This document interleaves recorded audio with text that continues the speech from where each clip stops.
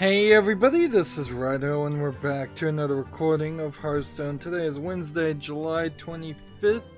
I've decided to start a little bit early because I'm still in the middle of this insomnia shift where I'm falling asleep relatively early, say 10, 11, 12 at night, and then I'm sleeping for slightly over one sleep cycle of 4 hours basically, and then I wake up and then basically I'm in this weird spot where am I going to be able to stay awake for 8 hours, or am I going to stay awake for 4 hours and then sleep again for another 4 hours, then wake up for another 4 hours, and so the way it feels right now, and the reason I started early, is it feels like I'm probably gonna crash, but I probably can stream pretty well right now. But if I went to about 11, no, I'd say about 7 o'clock tonight, I'd probably be very sleepy at that point. So I'm starting early. Early is a interesting experiment on the stream, certainly, because maybe everybody's at work, so nobody's gonna watch. Maybe everybody's at school, or the younger people are in school, and so nobody's gonna watch. Or maybe everybody's at work and school, so they can watch. I've heard a lot of stories from fans where their bosses slash teachers are cool with them watching YouTube while they're doing their thing. As far as doing our things, I lucked out and the Fire Festival hasn't ended. I didn't think it was really gonna do that, really end. So I need to play 30 Paladin cards, win 3 games with the Paladin Priest, and then play 30 Druid cards. And this is back in 3 hours. And see, on the Asian account, that's kind of a problem. So it may be that we just do the Tavern Brawls on Friday. It may be that I do it off screen. In the meantime, I guess I just need to let's take a legitimate look here at what we've got with the Paladin. The problem, I think, that comes about is the Murloc Paladin we should play to start with. But I don't think Murloc Paladin actually has very many Paladin cards in it at all. Looking for victories, we'll keep it on casual. Gonna try to do everything nice and easy. Now, while I will admit I didn't get any recording done in between Monday and today, that's mostly been because of insomnia. I need to get back to Borderlands and record about 14 episodes. Borderlands 2, that is. I saw a YouTube video of someone suggesting that maybe some of the games as service models, things that were in Battleborn might be potentially added to Borderlands 3, and that's gonna ruin Borderlands 3. I think there's definitely something to be considered there, that that Gearbox decides they need to cash in on Borderlands 3, and there's like loot boxes in it, and just everything that everybody hates is in that game. And that certainly would be unsatisfactory. On the other hand, I'm not sure Gearbox can survive another 5-year cycle of making a AAA game if Borderlands 3 does not on its own succeed. So if they do anything that is a short-term gain, it is at the expense of them ever making anything else. And frankly, as much as I kind of complain about Gearbox sometimes, and mostly the CEO of Gearbox, I kind of don't have a problem with the company as much as just the Randy Pitchford himself. The way Gearbox has been selling out has been pretty obviously by the concept of becoming a publisher, and I should kill that guy instead. By becoming a publisher, they've managed to make money on other people's profits and still have their name out there like they're making games, when really they're not releasing games. And We Happy Few is the latest one, certainly that's coming out, that is going to come out. That'll be probably a AA game. I wouldn't inherently call it a AAA game, but something big enough to make them some money. Yeah, I guess we'll just gonna go through the news and try to do all of this easily. Did I say I got a lot of scheduling done? That's what I started that sentence with, or that paragraph of talk. Is that while I didn't play Borderlands 2, I did get everything scheduled up relatively. I have like Remember Me, the last game I played, to schedule, and that's it. Which, if I was a little bit better with scheduling, I could get that done relatively quickly and easily, just in the in-between times of recording other games. So, nice and caught up. Hearthstone is into 2019 now. I'm so far ahead on the Hearthstone videos. I'm into 2019. However, meanwhile, I need to make 14 more episodes of Borderlands 2, and then I'll start recording October footage for 2018. Which I feel like I should be a lot further ahead than just almost October footage. But also, I'm not feeling as bad as I did, say, 3 or 4 weeks ago, where I felt like I was really far behind, and I was guessing that by the end of the year I would have removed yet another time slot in which I released content. That may very well still happen, but at least it's not a main thought or a main concern. The light dims, but Your magic shall not save you. Let's keep on playing. I happened, I don't even know how to explain this. In looking at Twitter right now, which will certainly be weird because they're starting earlier, there will be more things that are just kind of breaking news in the video game industry that might come out on Twitter in between when I look before starting the stream and by the time I'm done streaming. But one of the things, there was a video game developer who I followed who was asking about a picture of a drawn character that looked a little bit like Cassette from Les Miserables, and that got me thinking into this. See, the setup's all just a tangent. That whole part of the story didn't even matter. Like, I think it's the programmer or animation director for Ghost of a Tale.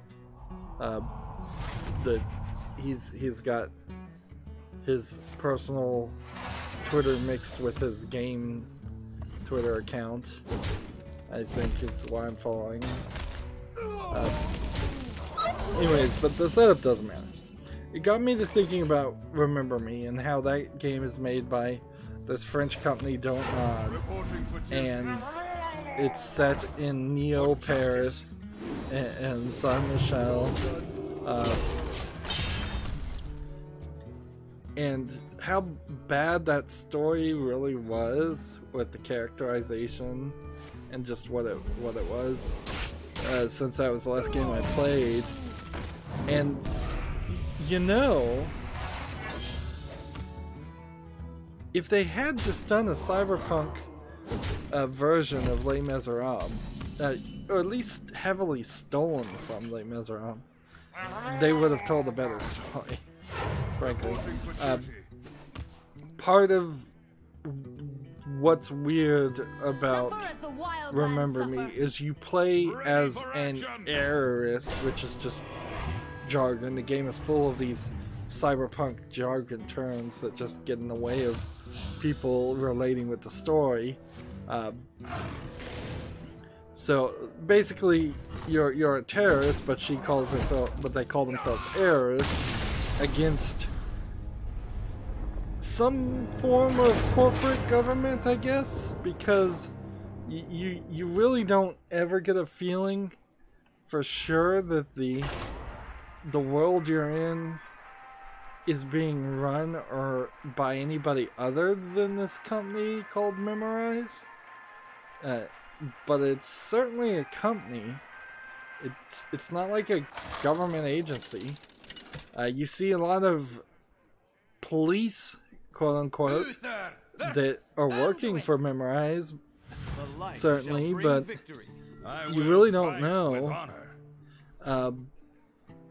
There's a prison, certainly, in the game. It takes up probably half the game playtime as you're in and out of this prison called La Bastille,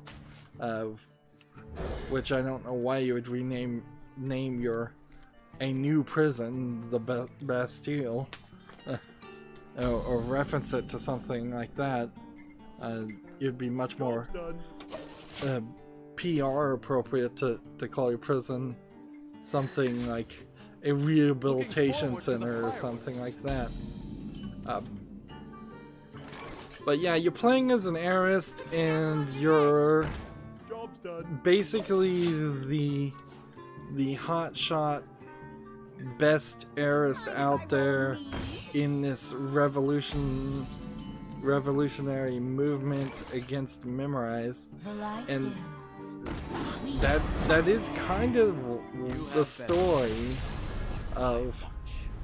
Wow, I got a quick victory. That's kind of the story of Les Miserables.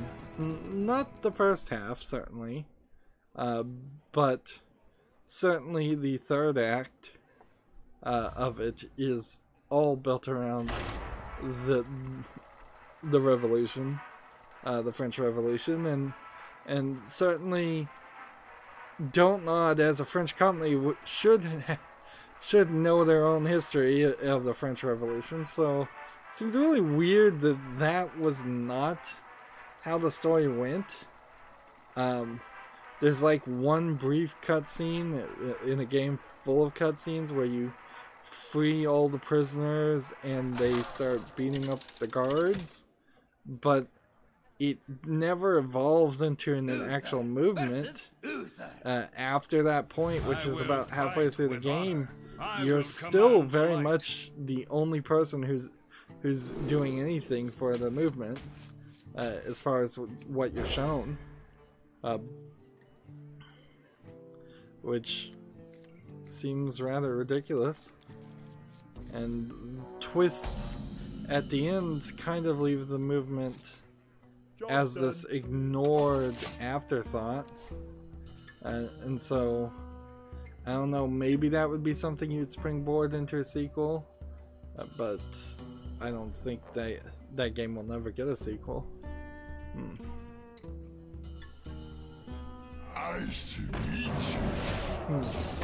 So I guess in a United Statesian terms, since that's what I am, it would be like if there's a game where you play as a revolutionary,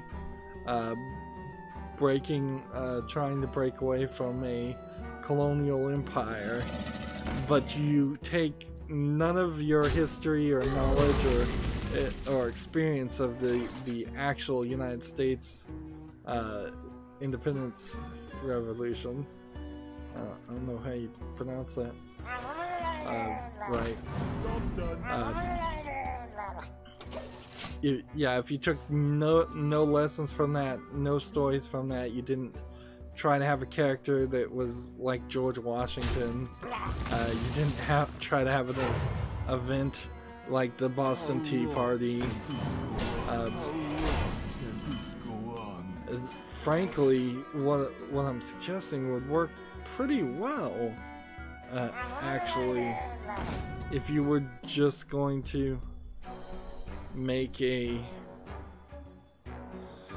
let's see, well, that won't work.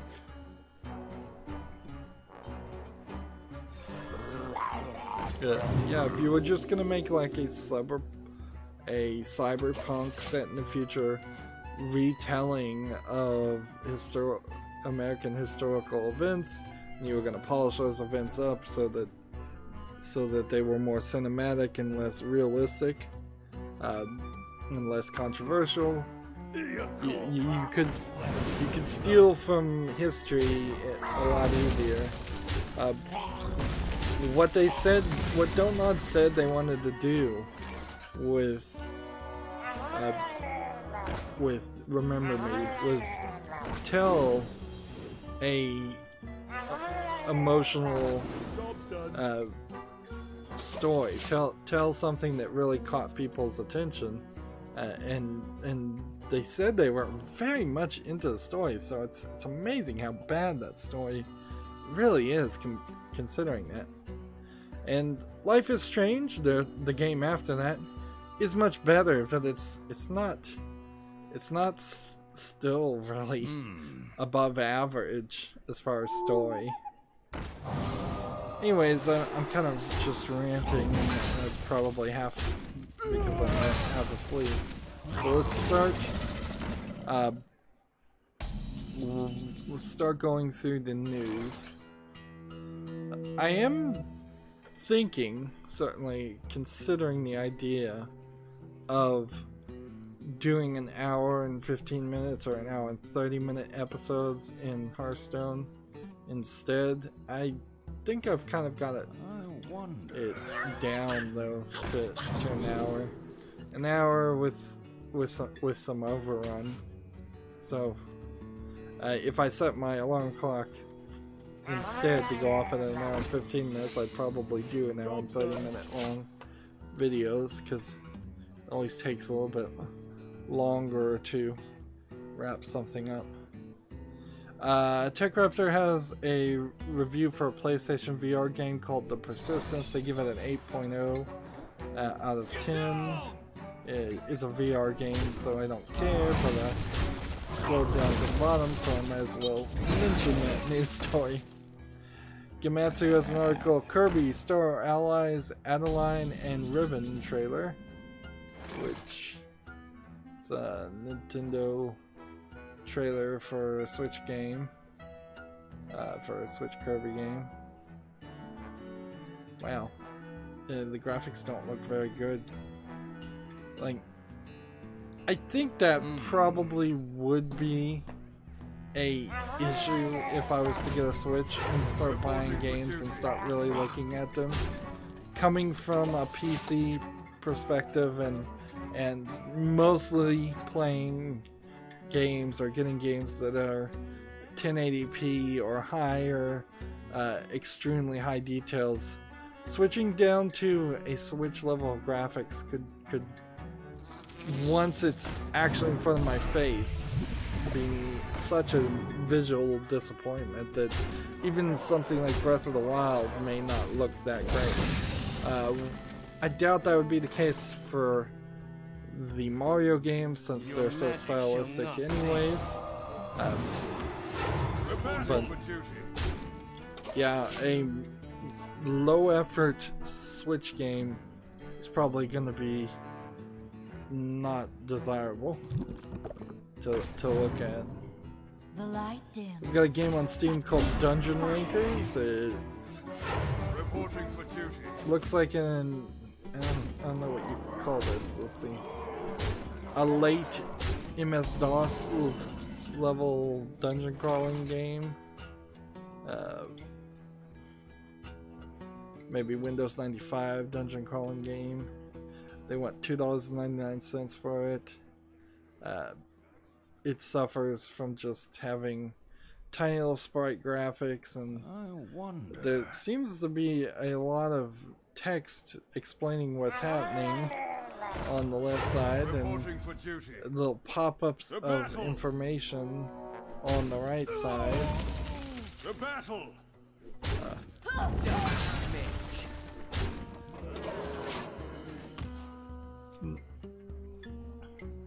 Honestly, I think what they're doing here with Dungeon Rankers is they're trying to make an improved modern version of a Windows 95 DOS-based top-down dungeon game, dungeon crawler. Well played. And I can kind of appreciate the concept, but you're still with the exact same graphics, and that's still the thing I don't want to see. So it doesn't really sell the game to me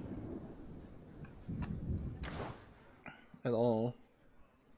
Let's see. Let's keep on playing. I guess we're making progress towards playing all the Paladin cards, and we just need 2 more victories. Gamma Citra has an article. Publisher Surprise Attack Games rebrands as Fellow Traveler, takes aim at unusual games. Let's see. I get the idea of changing your name from Surprise Attack. That certainly does strike me as something that's not a great name when you try to make or imagine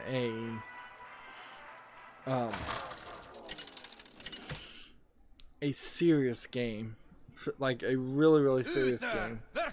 Battlefront, for instance. If you see something called Surprise Attack in front of that may, from the word go, lose people's attention. Fellow Traveler is a little more generic and works, although ideally I guess you want a one-word name that kind of means nothing. EA, Ubisoft, stuff like that. Like Ubiquitous Software is what Ubisoft stands for, but nobody really cares or is gonna know that. EA stands for Electronic Arts, but it's never expanded upon. Let's see. So, let's see.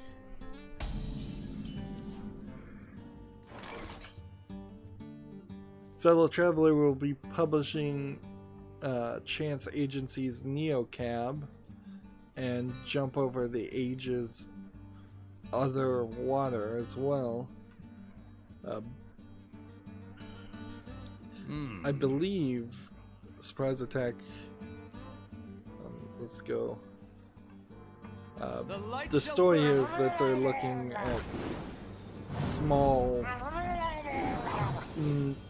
games, A-level games, and maybe indie games too, but it's kind of a different definition of indie than what I would think. To me, indie is an independent developer without a publisher, not a team of 30 independent developers without a publisher. But certainly there needs a better, needs to be a better, more consistent definition.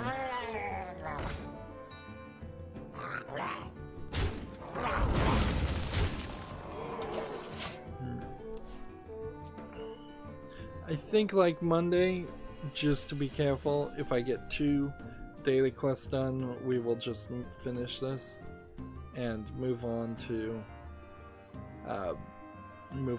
the European account.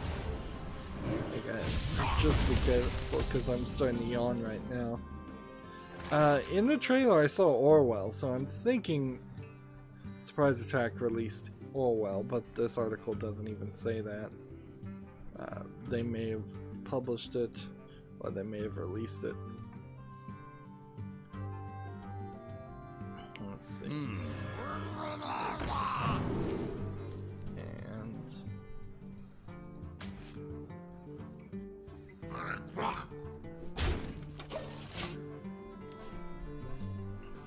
so I'm trying out GameIndustry.biz as a new news source, as our particularly an industry source that's talking about sales and things that are not going to get mentioned by PC Gamer and other sources like that.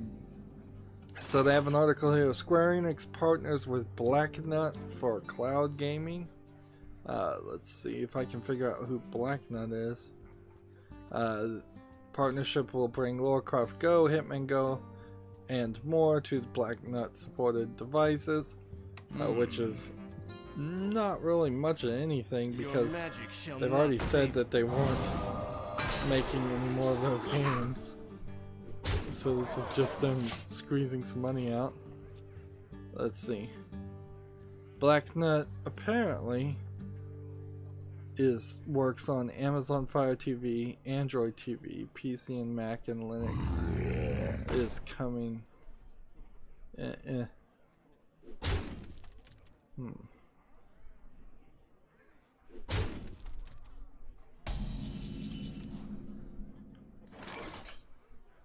It's a streaming service that is currently in the UK, Germany, and France. Okay, that explains why I haven't heard of it.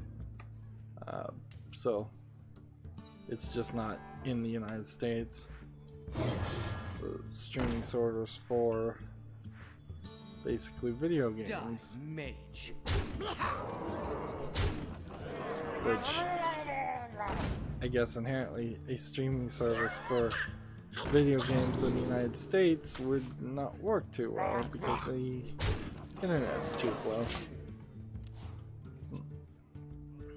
Gamma Sutra has an article prioritizing accessibility made the game Way of the Pacifist much better.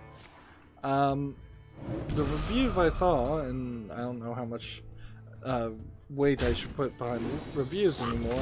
I'm certainly in a crisis of faith there as far as should I trust reviews. But the reviews I saw for Way of the Pacifist is that it was a repetitive, kind of boring game. Watching the trailer right now, it still kind of looks like a repetitive, kind of boring game.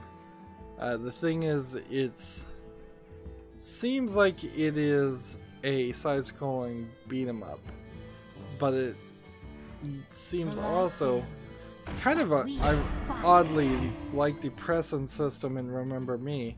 Seems like you have to really do accurate combos, and if you're not doing accurate combos, maybe you're not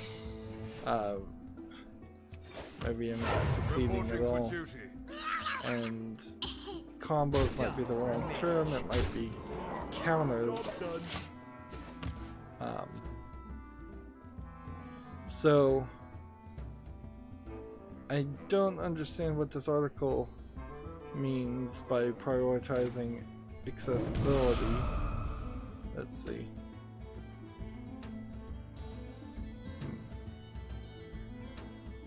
They say Way of the Fist is an arcade brawler that... Let's see. There's a quote here. As a creator, I of course want everyone to experience what I create. For any game I develop, I want as many people to play it as possible. Some will enjoy it, some less so, but it's important that as many as possible be able to play it. I don't know about that. Like, I don't think if you're making an M-rated game that you need to inherently have a super easy mode for casual gamers who are never going to touch it.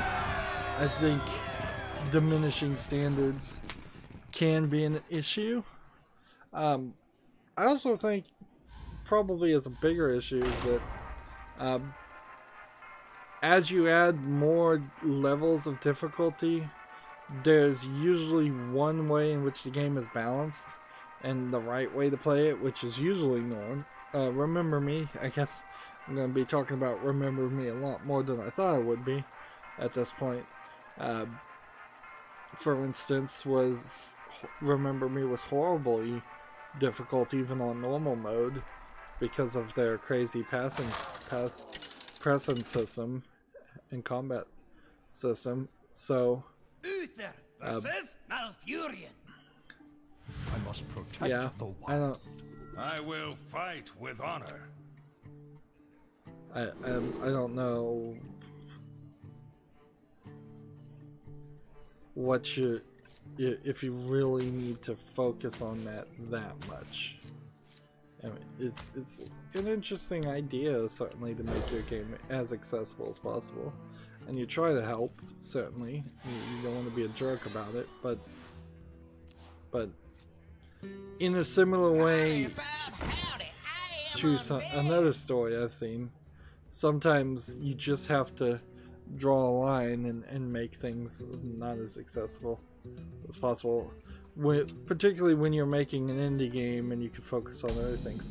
I think if I were to play Way of the Passive Fist, as it looks boring to me, I could certainly use that as ammo to say, well, if you made this game on the concept of people with crippling arthritis can play it, or people who are playing with their toes because they have no hands are playing it, well, I could use that certainly as ammunition to criticize the game and say, well, this game isn't fun.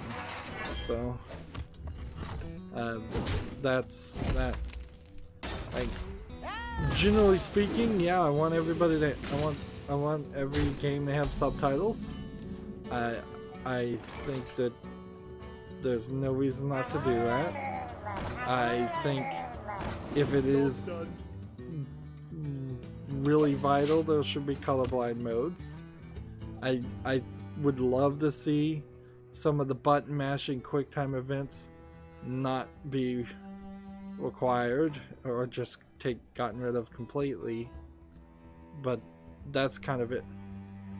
The other story in a similar way is there's a little GIF that I saw on Twitter of how the packaging is made for the Microsoft Xbox One accessibility controller, and they've made the packaging accessible.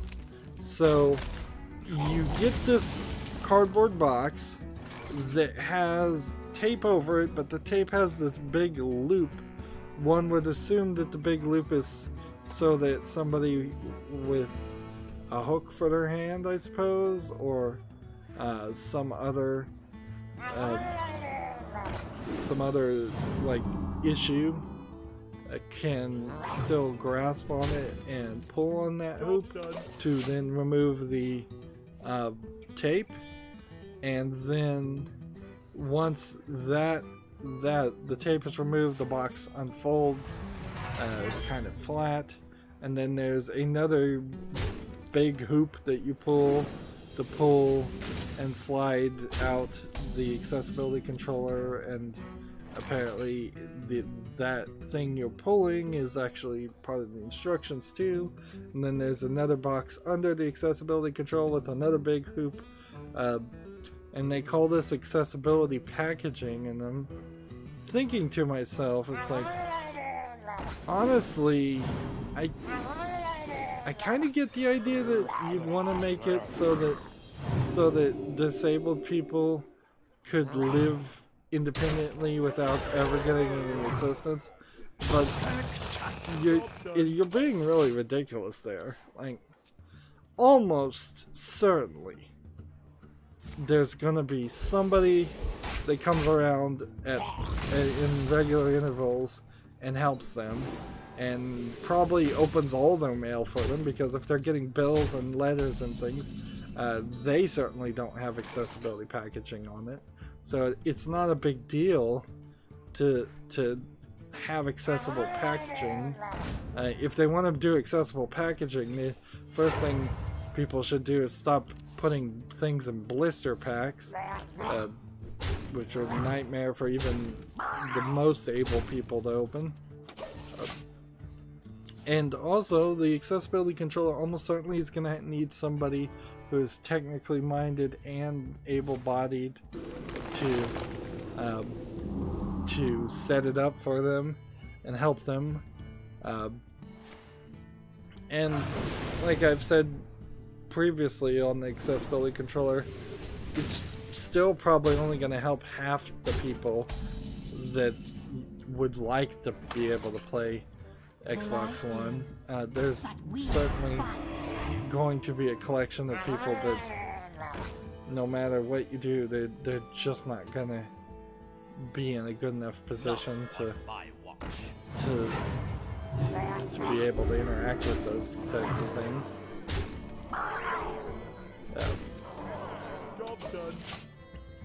When you get away from physical disabilities, particularly, and you're talking mental disabilities, like video games are about interaction. If you have a slowed reaction time because of a mental disability, you're really never going to be able to play games.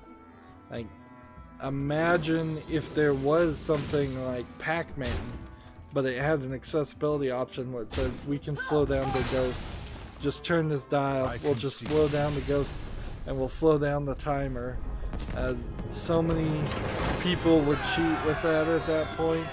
It might be actually a good idea if there was something like that actually, but it stops making the world a level playing field, and it stops being, it starts asking the programmers to add a lot of features that are probably not worth developing on. This feels like this is again a Sutra article that is focused on promoting Way of the Passive Fist. It's pretty much, this game didn't sell as well as we'd like, so let's promote it in a weird way. Do a little virtue signaling.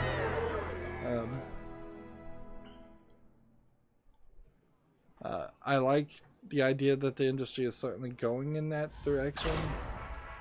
I guess I don't need any more victories. And now I think I've crashed the game.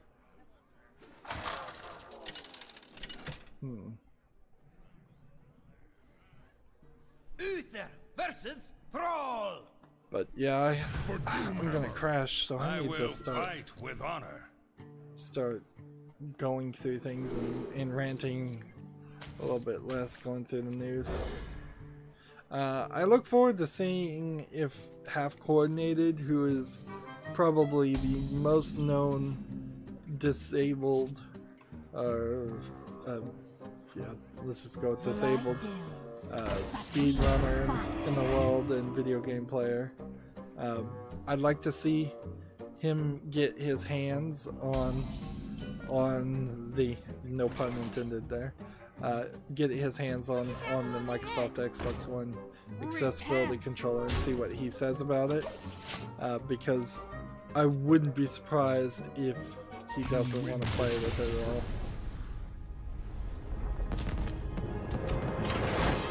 Well, I'm getting too many victories at this point. Let's see. We got a game on Steam called Blessed Surface. They say it's an open world 2D platformer, action adventure indie RPG. It's got the tiny little pixel sprout graphics with platforming, boring looking areas in some places. Yeah, I don't think I see anything here about Blessed Surface that catches my attention. It's early access, $5.99. So let's move on. TechRaptor has an article. The ambitious Fallout Miami mod brings players to the vacation wasteland. So Fallout Miami is a mod to, I believe, Fallout 4 that is got its own trailer made up. It's from the modder who made Shard of the Oblivion mod for Elder Scrolls V Skyrim.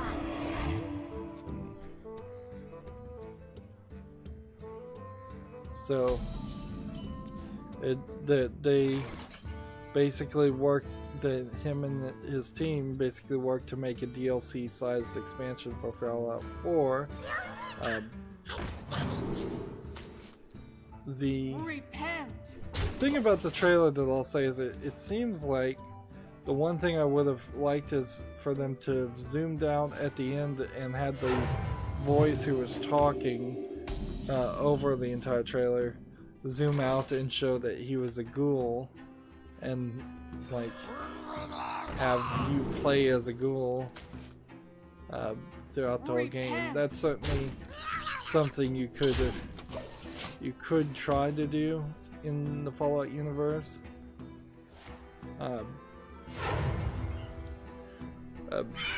But I don't think it did happen.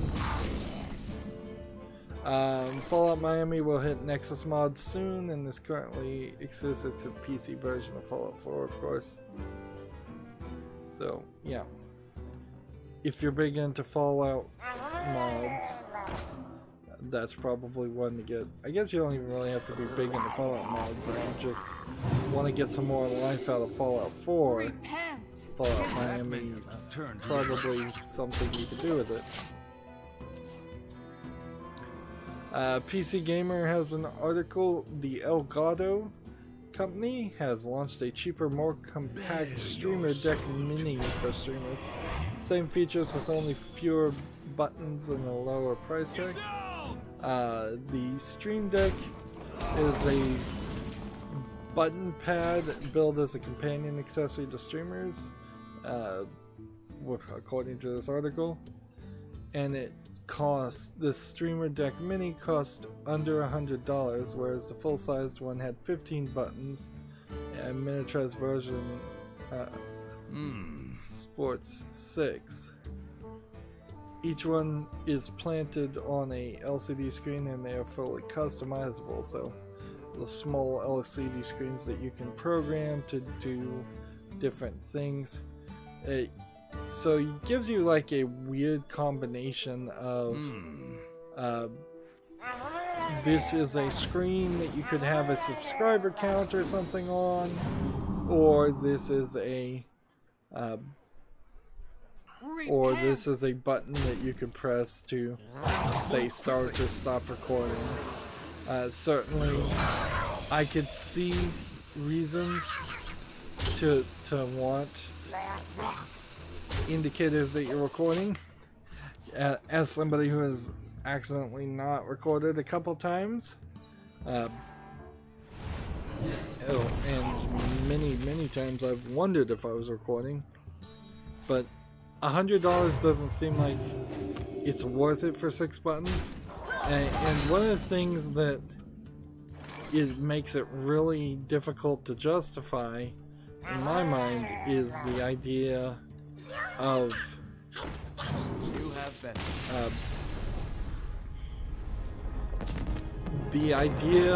putting more of your PC resources out there and possibly your video card resources on a device like that. Like when I'm playing Hearthstone, I know Hearthstone is a Unity game that doesn't take up a lot of resources on my computer, so I can have my second monitor, which lets me read all the news that I cover, enabled. However, when I'm playing any other game, just for ease of sake and use, I disable the second monitor and put all the resources that I can towards the game just rendering itself, which of course the recording software still has to take some of that. This Streamer Deck Mini integrates with OBS Studio, the software I use.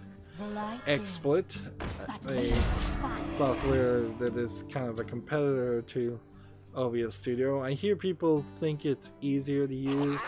I think there's certainly something to that. By the way, if it uses OBS Studio, I guess that means it's not using the old OBS software, because Studio is for the new version, which isn't actually that new. Also integrates with Streamlabs, which is people giving you donations, something like Super Chat, except for the money doesn't go to YouTube. Twitch, YouTube, Twitter, Mixer, and more. Let's see. So, yeah, I can see the usefulness for this. They say to get the $15, the 15 button version, you would pay $150 basically. That's kind of probably better deal, because if you're getting the first one has 6, the second one has 9 more. The first one cost $100 for 6 buttons, and the second one costs $150 for 15. Yeah, you're paying probably what is that? Is that $30 or $3 less per button? No, it's probably $30 less per button. I can't do the math, I'm falling asleep. So yeah, I think it'd probably be better getting the 15 button version. Anyways. Yeah, it's really a gadget that I would get knowing it was a gadget, and then I was really just goofing off with it. I don't think it's really gonna be that helpful. I assume you could probably use it to do a soundboard, but if you're gonna do a soundboard, you probably want a lot more than 15 buttons. Even if I think in the Elgato system, you can probably make the buttons folders, so you could have like 15 folders on the screen at the start, and then when you click on a folder, you could have 14 subfolders or a 14 sounds, and then you'd need a back button in every subfolder, so you could keep going down that route. But frankly, if you're going into a folder, it's probably taking you so long to play that sound effect that it's not going to be funny.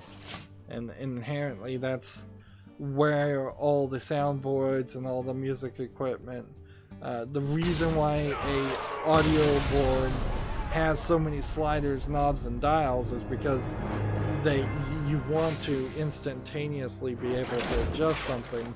You don't want to have to go through menus. Once you get into the digital realm of things like that, it's not really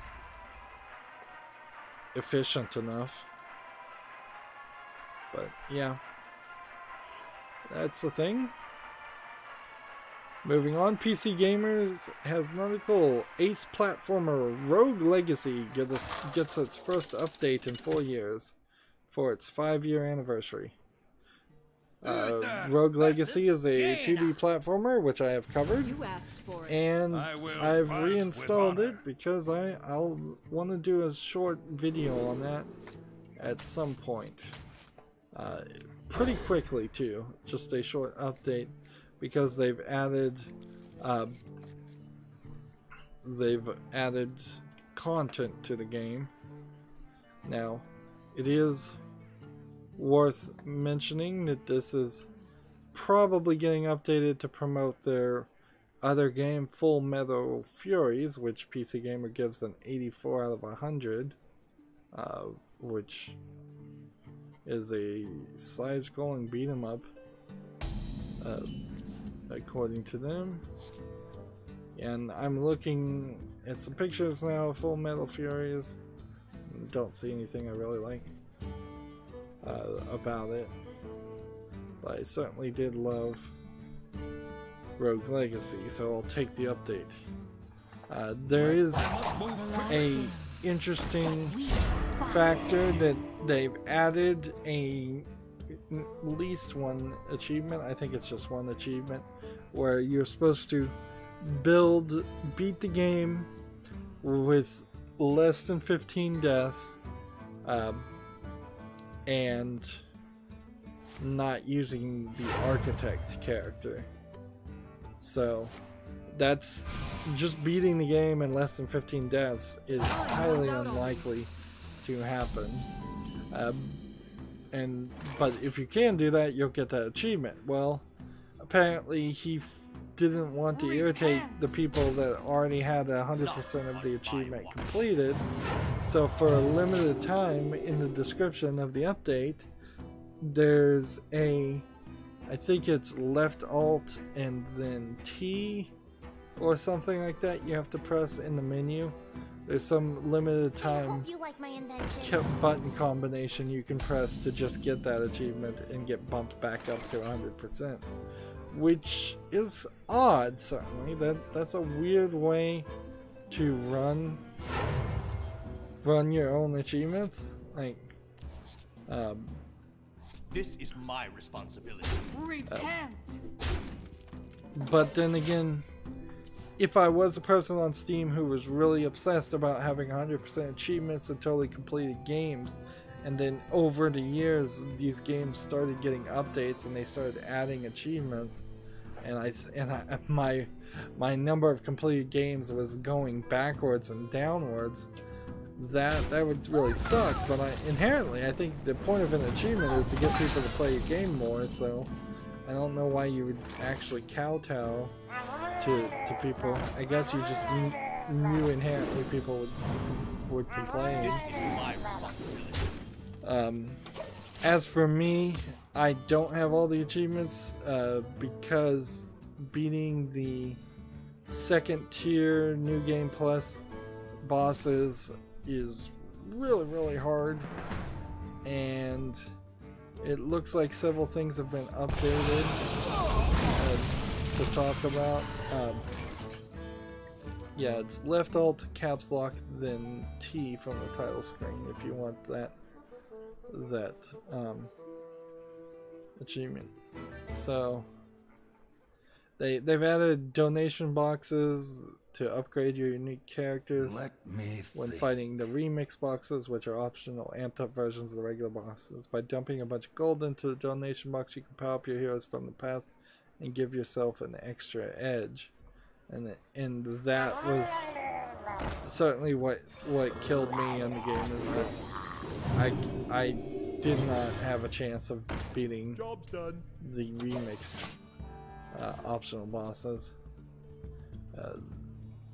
There's improvements, cloud saving has been added, and there's some new traits. Let's see. For instance, there's prosopagnosia, the inability to remember familiar faces, which prevents you from seeing anything about your heirs when you're choosing a new one. And the other is clonus, CLONUS, a type of muscle spasm, which if you're playing with a controller causes it to vibrate every few seconds. And that's not too bad. I wouldn't be surprised if I actually, personally, had a very mild case of prosopagnosia, because sometimes, yeah, I don't recognize people's faces. I am not good with faces, certainly. But I don't know if it rises to the level of an actual medical diagnosis. it was weird. It would happen. I wouldn't even recognize the shape and the face of my dog. Sometimes I'd just be like, this dog, I know is my dog, but he looks different than he did yesterday. Like his face has gotten longer or different in some way. Man, I keep winning. This is silly to complain about winning, but I really do keep winning a lot. So I'm gonna have to ask a question here, just to the universe. Nobody's gonna really answer this. We've seen the beginnings of troll games and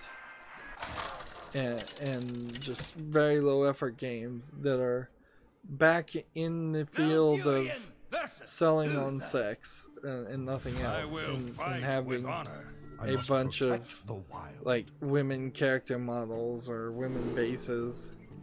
We had one that was like, what was it called, Sexy Sniper on Monday. They came out. Well, we've got another one called Horny Fighter, and it looks like total garbage.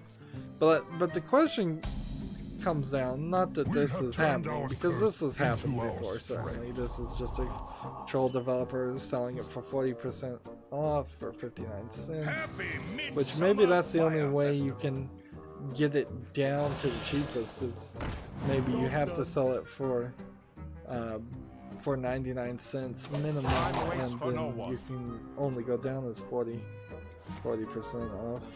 Reporting for duty. But yeah, my question is, what happened to the games that were being held for extra labeling and review because Steam was adding the adult content filters on their page? Like that, we've gotten no update on that at all. It's been at least a week and a half, maybe 2 weeks, maybe even 3 weeks since that story came out. I don't think the game that was caught up in that has come out. And yet, on the other hand of it, I am seeing this low effort troll game of a bald girl in a like skin bikini running around fighting a bunch of random characters. It's not actually that usual to see a beat 'em up brawling game as a low effort game either. Usually it's always a first person shooter, or a third person shooter. Perhaps they've gotten to the point where they want to stand out even in their low efforts.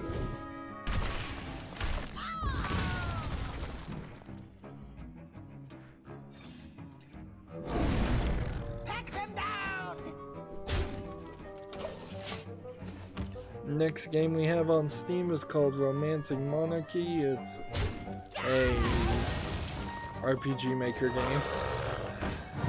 So I really don't have anything else to say about it.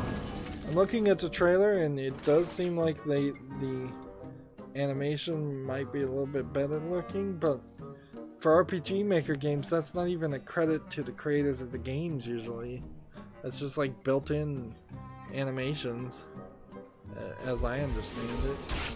So, Romancing Monarchy is 40% off for $1.79, and that's really all I care to say about an RPG Maker game.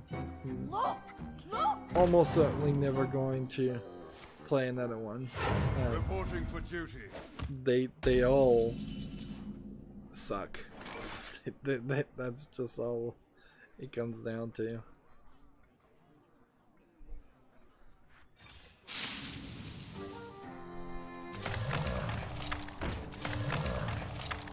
Listen here. We've got a game on Steam called Towards a Perilous Journey. It says it's an action indie game. looks like it might be a VR game, but no, let's see. Yep. It's a VR game, it's $14.99. Looks like you're flying around a cartoony spaceship. Or, I don't even know. You're in charge of a squad of 2 ships, hardly a squad at that point, if there's only 2 ships.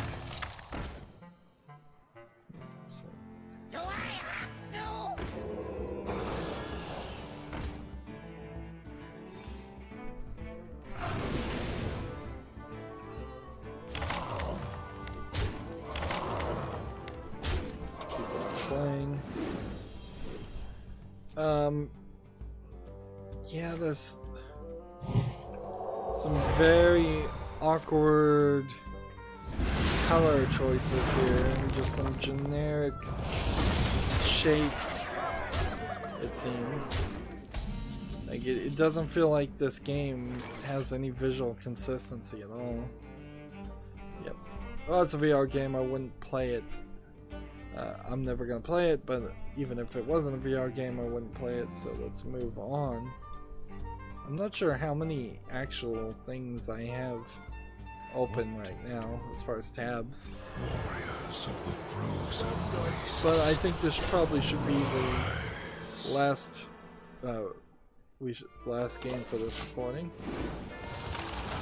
We've got a game that is also from the University of Cambridge Engineers. This is the only game from them. This seems like colleges are getting up with the idea of publishing their games on the Steam, with Steam Direct. I think there's gonna have to be a instance where I think Valve is gonna have to put the kibosh on that and just say, no, we're not gonna let you put your students' games on our service. My hand is too full. Or we're not gonna. Well, I don't know. I don't know what they can really do there. It's like, because it really would just be an unfair censoring of the colleges and the student developers. Anyways, the game I'm looking at is called Wired. It's clearly a student project. Or at least it looks like that. It's not great by any means, but it seems to be a collection of different ideas. Inherently, it's probably a collection of different students working together.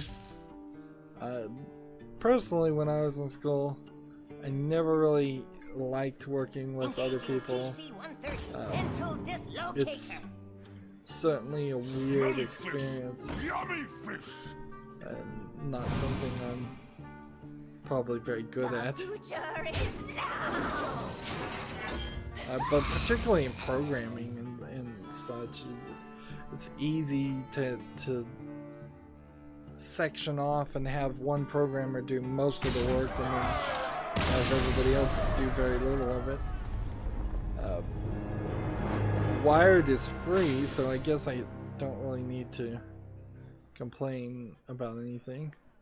The description still doesn't say that it's a student project, so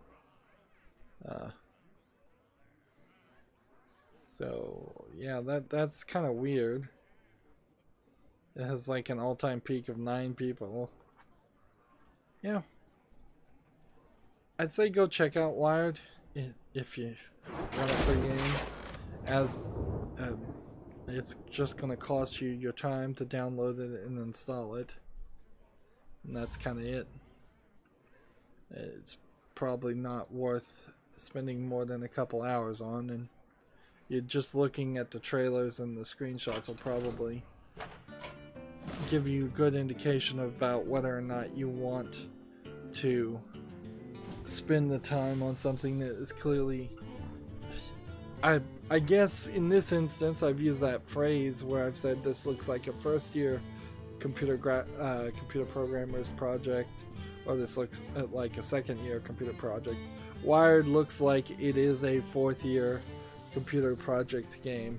The animation is not great. It does not look like a 4th year computer animators game, but it does seem to have several different interactions and concepts and gameplay mechanics, and several different elements that imply to me that there's a little bit more experience behind that. Anyways, that's going to be it for this recording. Stay tuned if you're watching live. I'm going to go ahead and switch over to the European account in the meantime. As always, I ask you to like, share, subscribe, comment, and watch every second of my videos. If you want to friend or follow me on any social media sites, there's a whole bunch of links down below in the description box. Thank you for watching. Have a good evening.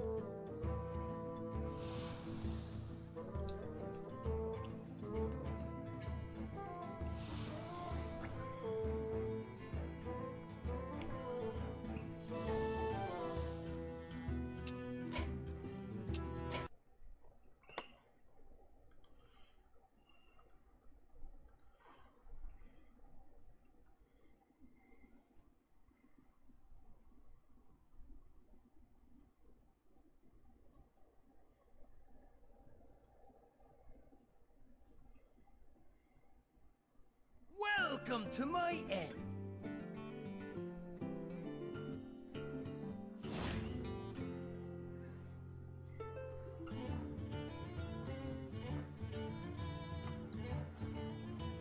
Hey everybody, this is Rydo, and we are back with another recording of Hearthstone. Today is Wednesday, July 25th.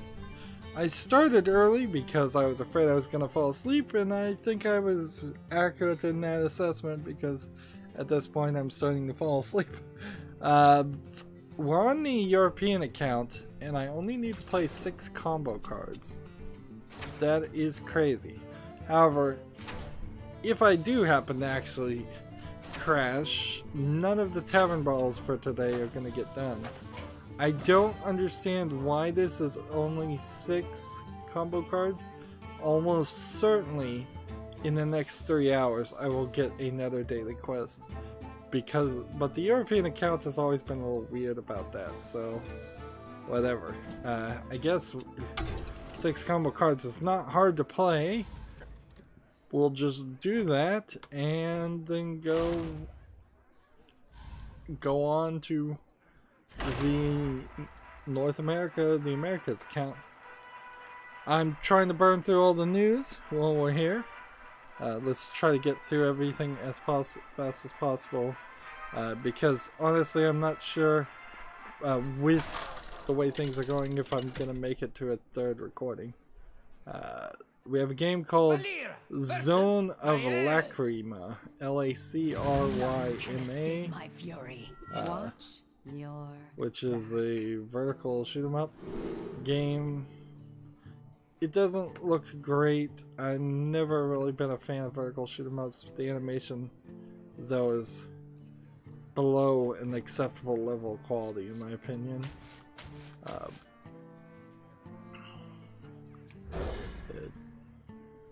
It's trying to go for a pixely art style, but it doesn't look good. Also, it's got a very yellow color palette. Like, Job's done. most of the things I've seen in the trailer are yellow with a little bit of blue and a little bit of red. So yeah, nothing here that interests me. They want $8.99 for it, which is rather a lot of money for the game I'm seeing. I remember when I first got a computer, or maybe the first or second computer I had, that I got a collection of shareware demo type software on CD. I personally have some weird experience where technically I think the first or second, maybe even the 3rd computer we had as a family when I was a kid, a lot of those were were CD-ROM based, but then when I got into electronics and building computers, I went back a lot further to the point where I was using computers that were booting up off of 3.5 floppies, 5 1/4 floppies, some really old computers I ended up playing with.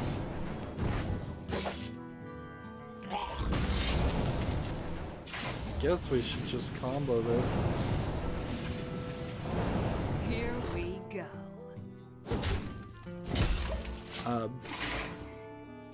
But yeah, I'm rambling here.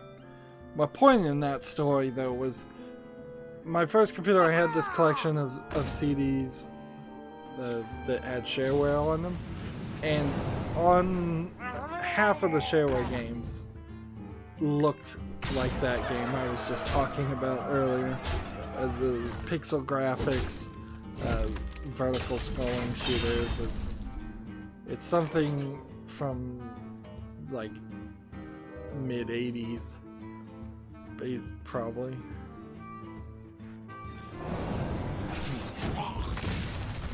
Here we go. Job's done. Let's see. Next game we have on Steam is called Anti Virus Destroyer, which honestly I would never install a game that had a name like that. That just sounds like you're asking for trouble. This looks like a low effort, probably troll game. It's using a bunch of generic 3D shapes in a bland looking generic 3D world. Let's see, there's a demo, and it's 15% off for $12.74. Yeah, and just looking at the screenshots, it doesn't look like there's anything here I would want to play with. Now, to be fair, an art style might, in some weird way, like, it might be a mislead. You could have some, there definitely have been some games out there that have graphics that are not in line with the gameplay style. Certainly. I guess you could say Borderlands 1 and Borderlands 2, their graphics is not really in line with the style you would usually expect for the game you're playing. You're not that shy. Here we go. So something could surprise me, certainly. But I think you still have to get a level of quality there. Like, a black and white game with MS Paint level graphics is not acceptable to look at, even if it is done as a joke. Let's just move on though. Man, I really can't comment on every game. Next game we have is called Speedbox, which I suppose is a Tempest clone, since Tempest 4000 recently came out and apparently people didn't like it. The thing about this is you're rotating the world basically, and you're trying to avoid these red pillars. It seems like the Speedbox also has the ability to jump from one side to the other, and you're, instead of like Tempest where it's a circular tube you're going down a square hallway that seems to narrow on the sides. Speedbox is 99 cents. I could kind of see playing this if you were really into Tempest. Otherwise it just kind of looks like a generic Unity game. Not terrible, but not great. Next game we have on Steam is called Aurum Kings. That's A-U-R-U-M. It says Aurum Kings is a competitive arena game where your goal is to become one of the richest in the land. This looks like it's a top-down kind of party game where you're running around trying to collect gold. Well, until I get another quest for the Tavern Brawl, I am quickly done with the European account. So let's move over to the America's account. We may just go in circles today. Yeah, Aurum Kings looks like MS Paint level graphics. Actually, the player characters don't seem to be any graphics at all. It seems just to be numbers with a circle and an arrow around them. So yeah, I don't see anything that would make me want to play Aurum Kings. It's a multiplayer game anyway, so it's 10% off for $4.49. Seems like as we've seen a collection of bad games that want a lot of money. Hunter or Battle Cry? Let's get rid of that one. So now we're looking for a Warlock victory. And we've got a Tavern Brawl. Insert! This tavern brawl is much too difficult for you to handle. So I think probably when this Tavern Brawl ends in 4 days, that's when this Fire Festival will be done. Celebrate the Fire Festival by taking on 2 Elemental Lords with the lack of teamwork they make up for in destructive power. So what I want to do is make a Warlock deck with Battle Cries. If I can do that. Warlock, choose, and seems like 30 cards.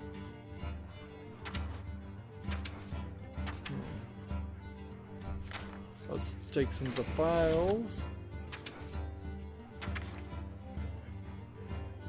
Let's see, what do I have as far as Warlock cards? Take one of these. I need another one of those. I'll take a couple of those. That'll work. Take a couple of those.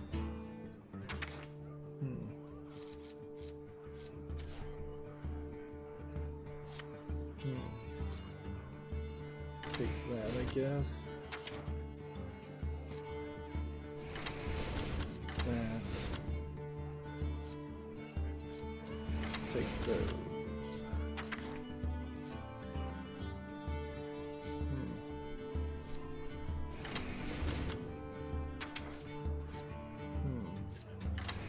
Take that.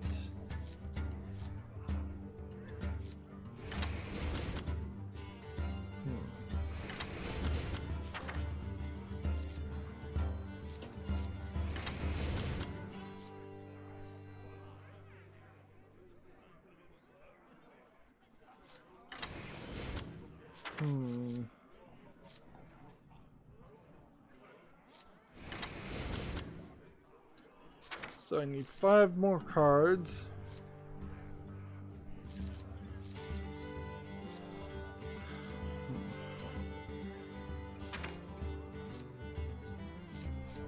Take that one. Yeah, I've got a decent collection of cards on my main account, so this isn't a terrible deck to roughly build. There we go. Of course, I say that and I'll probably have all kinds of trouble beating it. Gul'dan versus Ragnarok. Here's an interesting free-to-play game on Steam. It's called Aerial Garden. It is negative reviewed at 18% positive of 16 user reviews. It's a free-to-play early access strategy action game. It looks to me like it's a little bit more than what you would just call a asset flip for a first-person shooter. When I'm looking in the corners and the top middle, there I'm seeing a actually kind of stylized life bars and such. It seems like also Job's done. you can fly a ship and shoot that. So this is reviewed so badly, I really want to see what the problem is with this game.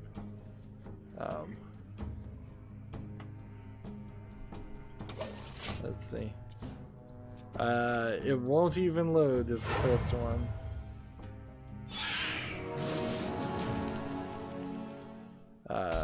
The next not recommended says, took a while to get in the game. When I finally got into one,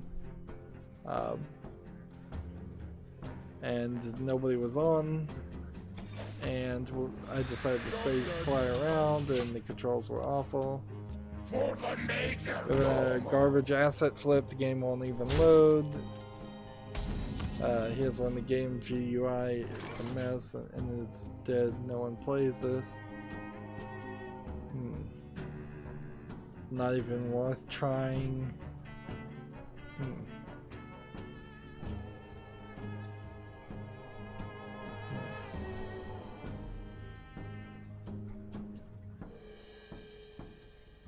So yeah, there's a just long list of technical issues for Aerial Garden, which, like, honestly, people need to not release games if they are in alpha stage or beta stage.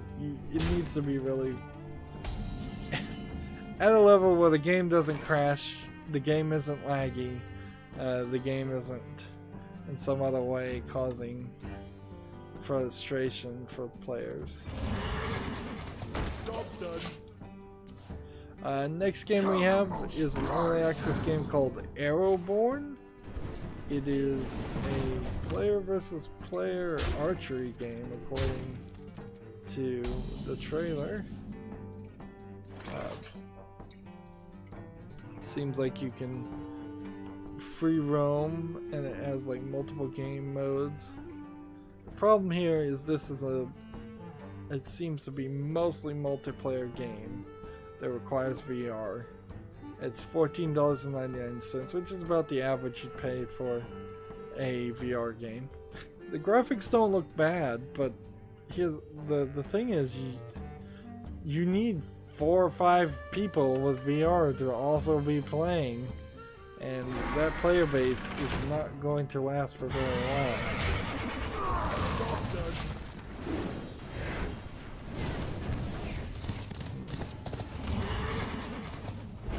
Forgot they changed how this guy works. So yeah, no interest in Arrowborn. PC Gamer has an article, Disgaea 5 Complete has been delayed to the fall of 2018. The beta is coming out in October. We'll have to wait a little longer for the PC version of the best Disgaea. So, yeah. NIS America is trying. I have to, I guess, applaud them for that, but there is definitely issues going on with them releasing games on PC, or at least releasing this game on PC. Maybe I'm overgeneralizing there. But I like the idea of Japanese companies trying to release things on PC, but it is unrealistic to have expected them all to get it done without any kind of frustration. Let's see. Unleash me. This. And I guess this. TechRaptor has an article, Learn Vampire the Masquerade Lore and the Gentleman's Guide to Vampires. Is this a YouTube series or? Good job, best friend. I did it. Now leave me alone.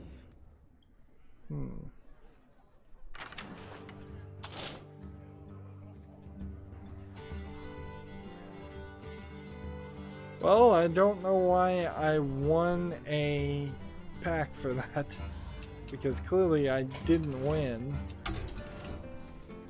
So I wanna see what happens if I win, because I feel like there should be some kind of reward. It would be really cool if they said you get a pack for every time you win, and you could just for 4 days straight play Hearthstone and get a whole bunch of packs. I would certainly put everything else on pause if that was the case. Even if there was like a limit, they could say every time you win up to 10 wins you get a pack.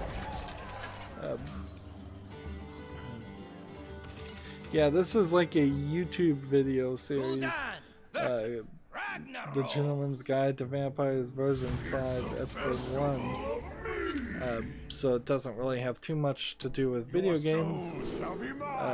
Vampire the Masquerade, there is a video game in the Vampire the Masquerade universe, probably a couple, but it's generally not a video game. It's a more played in the real world LARPing style game. I guess I'm gonna skip this article for now, but there's a Gamma Sutra article. Former BioWare developer James Olin, O-H-L-E-N, discusses creative freedom and burnout. Quote is, I think it's something to do with the fact that the technology in the gaming sector is constantly on the move, so it's really easy to get behind the times. So yeah, that's an article that I would usually read if I wasn't afraid of falling asleep pretty quickly. Gematsu has an article, 6 minutes of Darksiders 3 cutscene footage. So, how am I going to watch 6 minutes of footage and cutscenes and be efficient? I serve the Fire Lord. Yeah, I don't know how I'm gonna pull that off. I can sit here and watch all of this. The cutscene is showing off a new character that we haven't seen before, some kind of king-like character. And then we're seeing a demon and an angel. Apparently, maybe coming after Fury. And the king is stopping them, or making them explain themselves at least a little bit.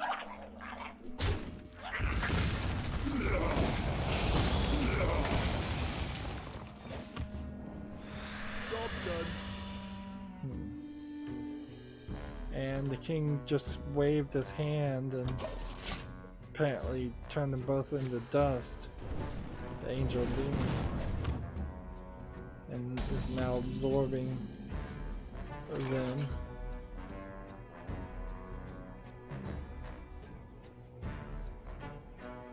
So I don't know if this is a bad guy that's unknowable of name. Of course, I'm not listening to the audio. Or perhaps this is Fury's father, the father of all of the Nephilim. Which I don't know.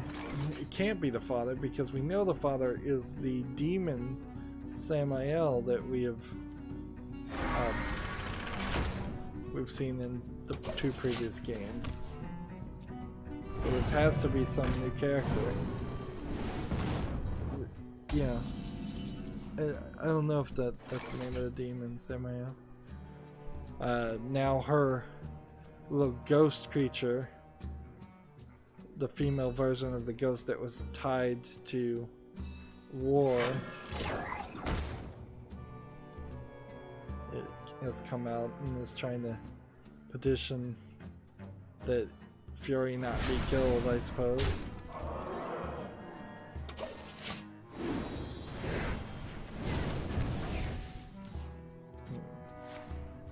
Let's see.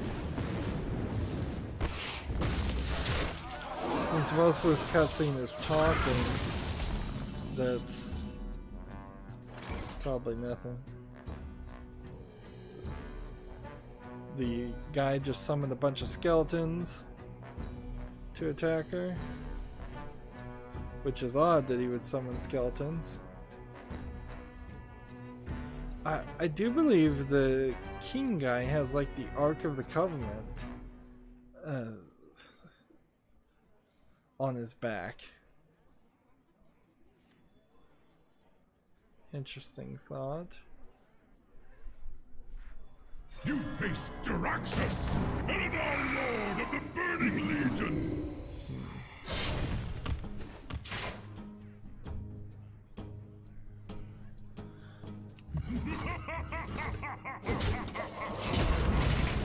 Yeah, I don't think I'm gonna win.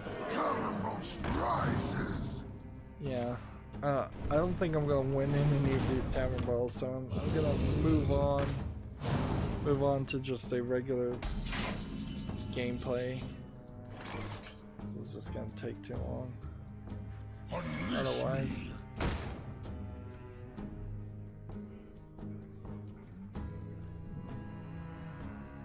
I see everything.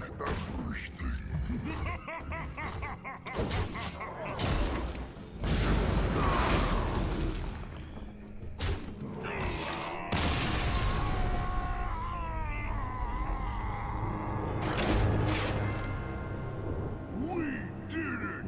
Good job, best friend!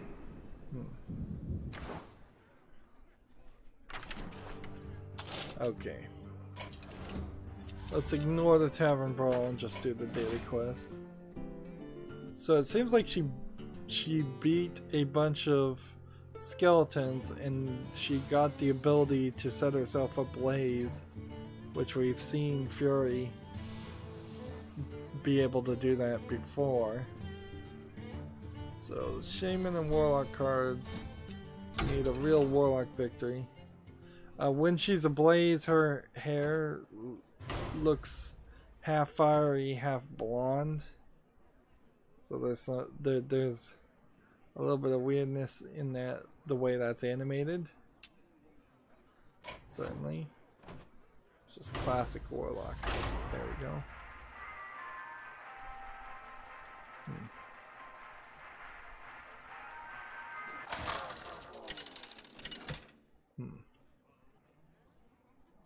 I hope this guy that has the Ark of Covenant on his back is not some indication of loot boxes in Darksiders 3. Let's see. So it shows how Fury got her Flame Fury form. Maybe I'll watch that video with the audio later. I'm actually trying to win here, so...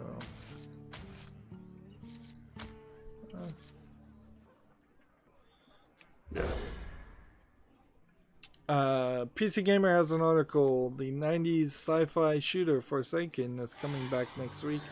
Forsaken Remastered is the next thing to come from the Turok and System Shock updater Night Dive Studios. Frankly, I'm not sure if Night Dive Studios is got any plans to do anything else other than just re-release old games. Forsaken is a weird game if it's the game I'm thinking of, because it was a game I think I tried to get into, but it made me motion sick. So I imagine even a remastered version would probably make me motion sick because you're controlling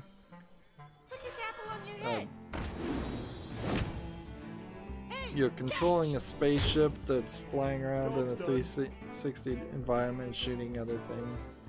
I don't think there's much of a single player story to it. Let's see, Forsaken Remaster will be available on July 31st on Steam. Yeah.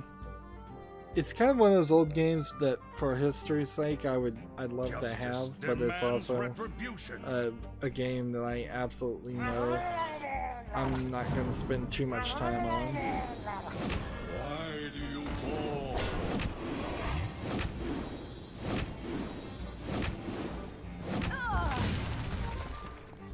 Hey, catch!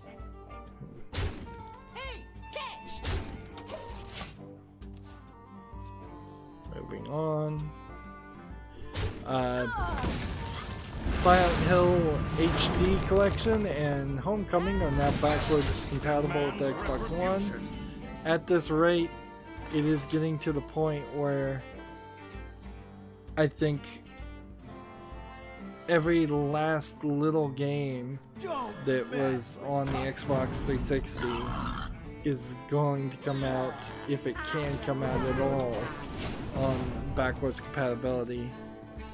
Which is weird because this is basically making a great argument for owning an Xbox One and pulling out your collection of 360 games, or going to a used game store and getting all of those discs for all those old games if you haven't ever played them. Cleanse the Sunwell. But that's still not really a good scenario compared to, or a good use of your money compared to just buying the games on Steam and missing out on maybe 5% at most of the games that never came to PC or Steam.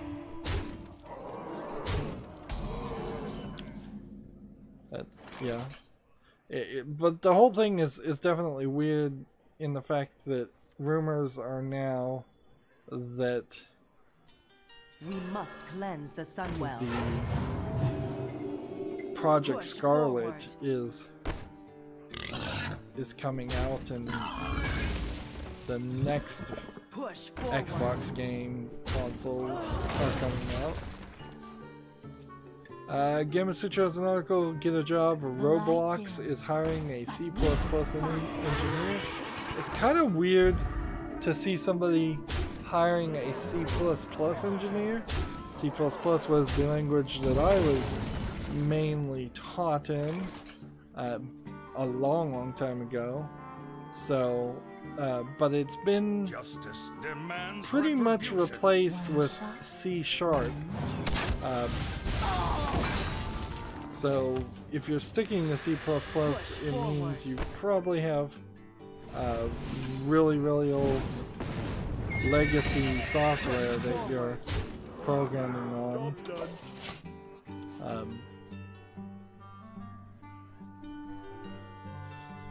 If you do want to be a C++ engineer and work in San Mateo, California for Roblox, that is a job, I suppose. This is a story by staff. Just staff. S-T-A-F-F. Which is like, that's the weird thing about Gamasutra, is like there seems to be one person that actually works at Gamasutra that has a voice, and then it seems like a lot of people that don't work for Gamasutra that can still post their blogs on it, and then you've got just generic staff bylines. Gul'dan versus Anduin.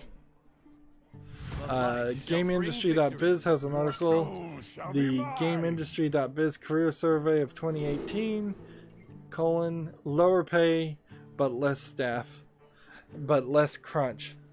We break down the results of our second annual study on the games jobs market, which shows the industry improving its conditions and increasing its efforts and their quality. So that might be an interesting look if you want to work in the industry or do work in the video game industry. I think most people, however, really wouldn't care too much to read that. So I don't even care to read it. I just close the page. Gamma Sutra has an article. Blind Mind Studios has released the source code for Star Ruler 2. I've never heard of Star Ruler 2, but apparently it was a game that came out in 2015. One of the 4X real-time strategy games. 4X is a type of strategy game, so it's like 4 things that start EX, like explore, exterminate, expand, something else, I'm sure. Yeah, there has to be a 4th one. Basically, what a lot of the strategy Age of Empires type games are. So take that story for whatever it is. I guess that means they're hoping somebody else will support Star Ruler 2 or do something with it if they're releasing the source code. It's not really a great bit of news for people who actually want to play that game. We've got a game on Steam called Epic Skater 2. This looks like a mobile phone port, most definitely. It's actually pretty. Looks like it's, I would say it looks like a Unity, very nicely animated mobile phone game that's been ported to Steam. They say it's early access and they want $14.99. I certainly wouldn't give $14.99 to it. If this was like a $2 game and it didn't look like a cell phone port with buttons on the screen and controls that seem like they're gonna very obviously be very bad. Seems like you're doing a lot of tricks and moves by moving the mouse or dragging the mouse from one location to the other. My shield for Argus. Push forward. Engage.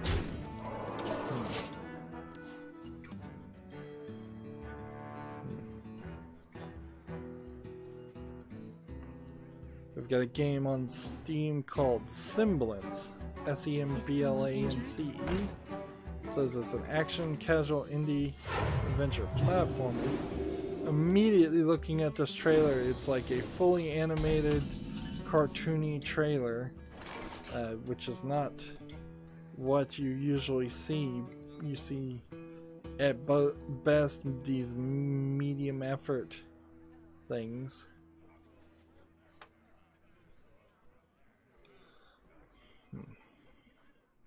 So many possibilities.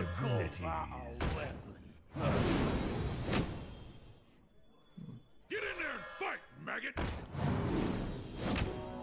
Into the breach! Push forward.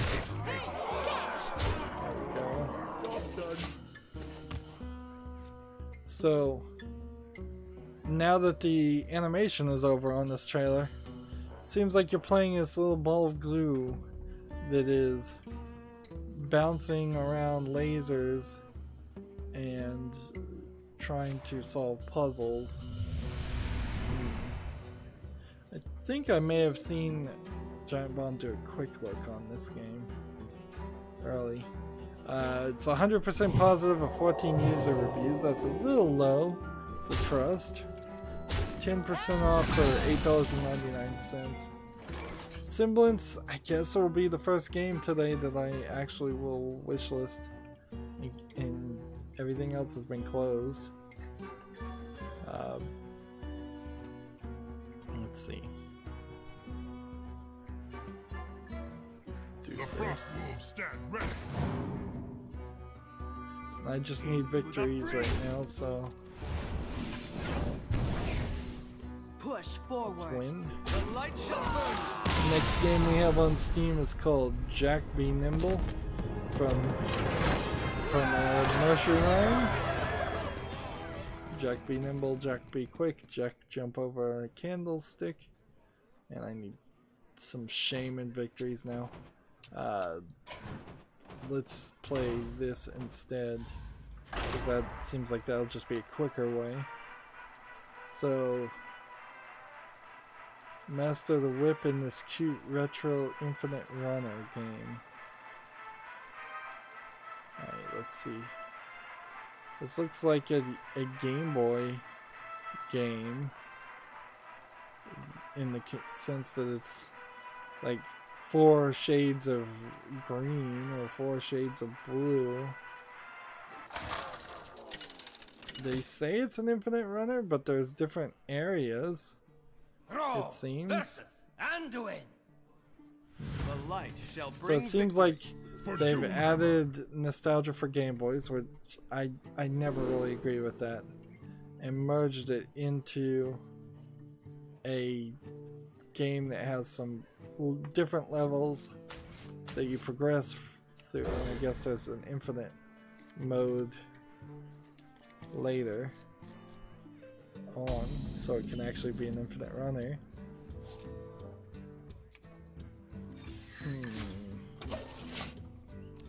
It's also available on the Apple App Store, so clearly it's a cell phone port. No, I don't think so. They want... It's 25% off for $2.24. And since I have no nostalgia for the Game Boy style graphics, and I really don't think I'd pay $2.25 for a infinite runner anyways. I think that's a no-go for me. Next game we have on Steam is called Fortune and Gloria. Is someone injured? Which seems to be an action platformer where you're in a free friend, and you and optionally a friend save the day in a procedurally generated missions, it says. Optionally in a friend. I'd say this looks a lot like a Terraria type game.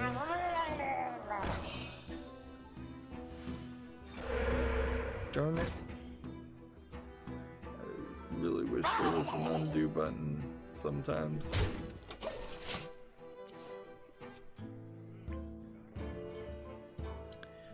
Yeah, I don't see anything that Fortune and Gloria is offering. Seems very interesting. 60 achievements, really high.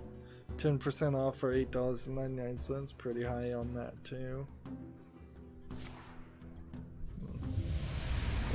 When this really just feels like a Terraria ripoff.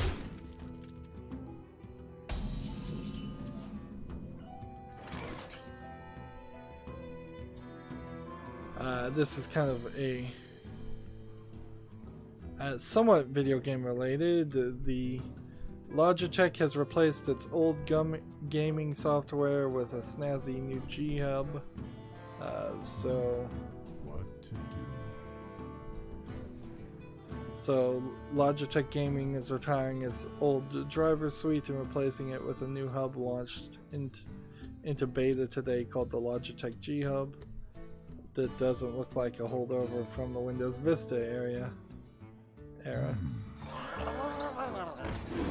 Which I do have a Logitech mouse and keyboard. I don't think they're particularly part of the gaming range of equipment, so I wonder if when this comes out of beta, if at some point I'm gonna have to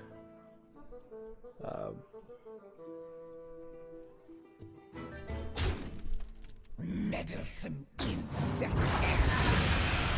Yeah, I may have to install this new version. I don't even know what it would really do, if anything, other than maybe take up more memory as it runs, or maybe it would take up less. They do mention in this PC Gamer article that you don't have to sign up and make an account like you do for the GeForce experience, for example, which that was an insane thing for them to require when they started doing that.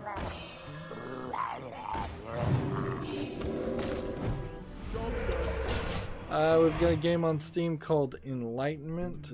Seems to be a top-down survival atmospheric action indie game according to the tags. It's mixed reviews, 56% positive of 16 user reviews right now. Yeah, it seems like it's a kind of nice looking top-down hack and slash game, but it seems like it might be kind of empty too. Seems to be designed around shooting zombies, so there's a lot of people running towards you. Looking forward to the fireworks. It's 25% off for $8.99. I kind of want to see what the reviews are that are negative. Let's see.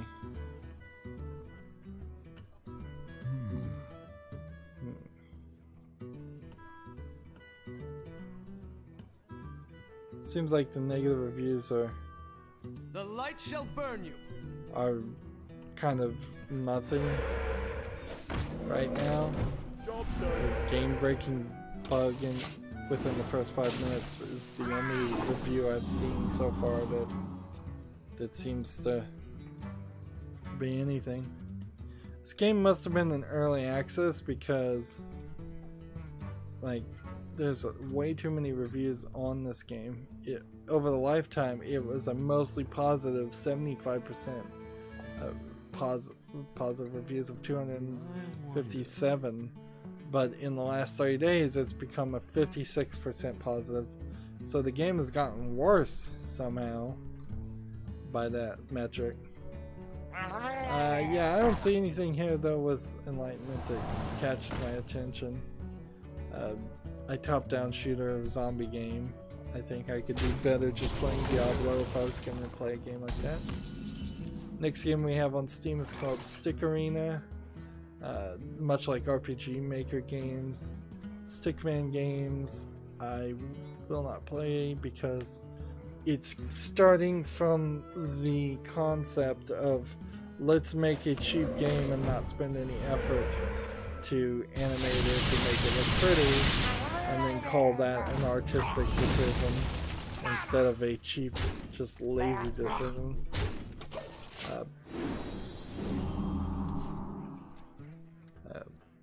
RPG Maker's the same way. Let's make a game, but we don't really have any artistic talent or ability to make games with unique gameplay mechanics.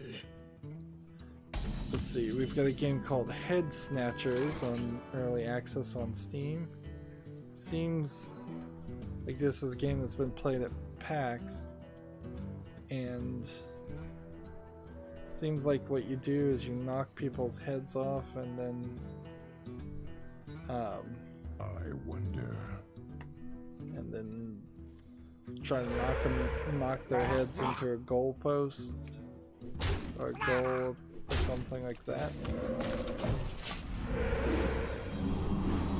This is one of those games that's mostly designed to be played by multiplayers, like 4 people playing probably in the same room, so I'm not gonna really bother with Head Snatchers. It's 10% off, $13.49. I haven't run into a lot of games that I felt good about. Probably because I'm sleepy, certainly, but also very possibly because there's just been a rush of bad games. Speaking of rush of bad games, Mega Man X Legacy Collection 2 is out right now. It is mixed reviews at 69% of 56 user reviews. I think the thing to take away from this is you really gotta like Mega Man, and then you've really gotta like Mega Man X. I think I heard some people say that the Collection 1 was better than Collection 2, so you might want to just get Collection 1. But according to these reviews, 61% of 130 user reviews don't like Collection 1 positive 2, so it's both collections are getting mixed. Part of the issue, I imagine, also is that there's just probably some bitterness around the idea of having to buy the game separate like that instead of there being one collection for all the Mega Man X games. The first not recommended review says X1 is great, these are just ROMs in an emulator. However, GC and PS2 versions of X1 and X2, for example, had no slowdown. This collection has the base Super NES versions of X1 and X2 verbatim slowdown included, not the updated GameCube or PS2 versions. The version of X3 includes here is the SNES version. So yeah.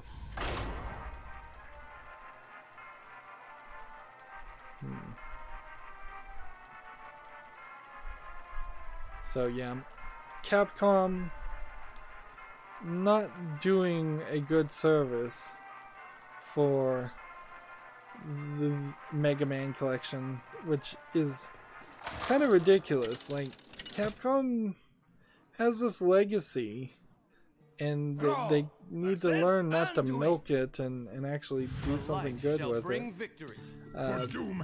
I guess inherently, though, this is also the guy who was in charge of making the Mega Man series, I think, has since sort of bitterly left the company. So in the same way that there is a what is it, Metal Gear Solid like movie script that's being worked on, and I heard was just recently finished, so that they can make some money off of a property now that Miyamoto is not working with them.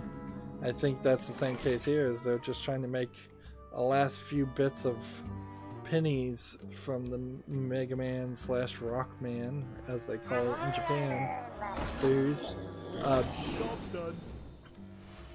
Meanwhile, this really would have been a great opportunity. It's the 30th anniversary. It'd be a great opportunity for them to put some real money into making a new Mega Man series, rebooting it, doing something a little bit different. I think there's a lot that could be done with that series. For instance, just turning it into a direct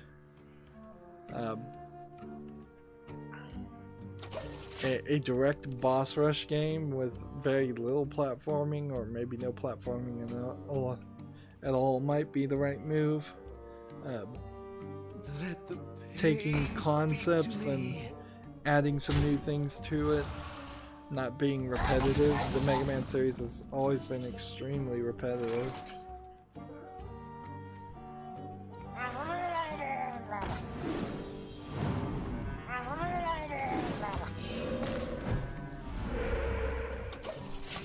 Let's see, we got a game on Steam called Draft Day Sports Pro Golf.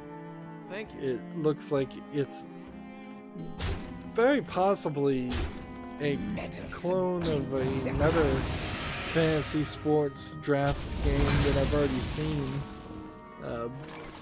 Let's see if this...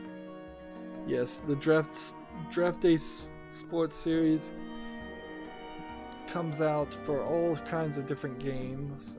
Golf, football, college football, pro baseball. Unfortunately for them, the only two games that they've even gotten reviewed are mixed and negative. So yeah, with that kind of credibility behind it, and the fact that I probably would never play that game anyways, I can easily ignore that game.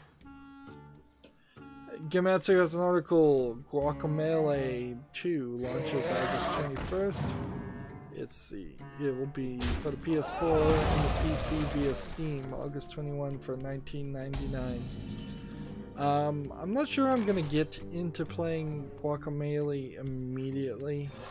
I recently played Guacamelee 1. I liked it fine for the basic challenges.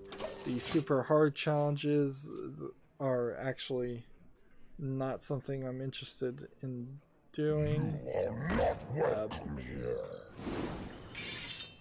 It seems like maybe Guacamelee 2 is going to I don't know. It's probably more of the same. I'll double check to make its wish list, make sure it's wish listed, but I wouldn't be surprised if I take my time to get around to actually playing it. I wonder.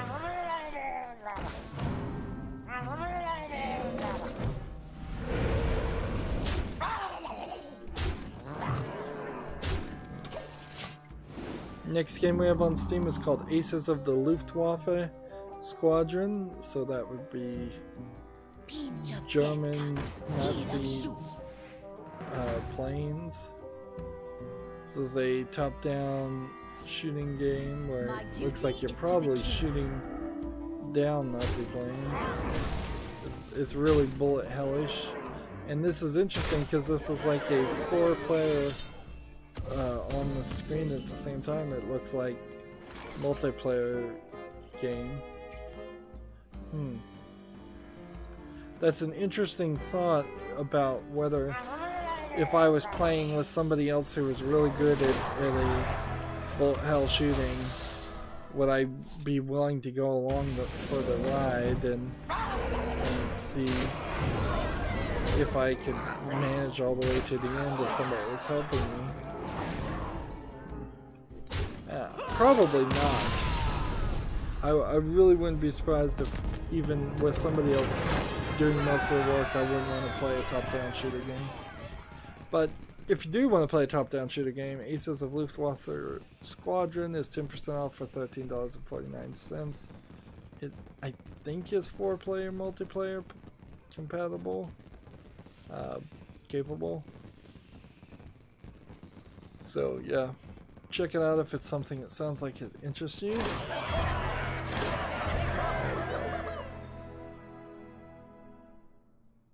And see, now I just need Battle Cry, which I'm not sure I have. I have this Cry deck, I guess, which I can play ranked while I'm doing that.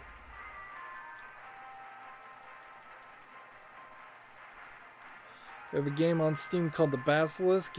It's described as a genre swapping horror platformer that focuses on you, a supercomputer, as the last hope to save mankind from an unknown virus. If you suffer from mental health issues, play at your own risk. Well, I guess for people who don't suffer from mental health issues, they are not playing at their own risk. That being said, what it's described as and what it actually is completely different. This is just a random assortment based on the screenshots of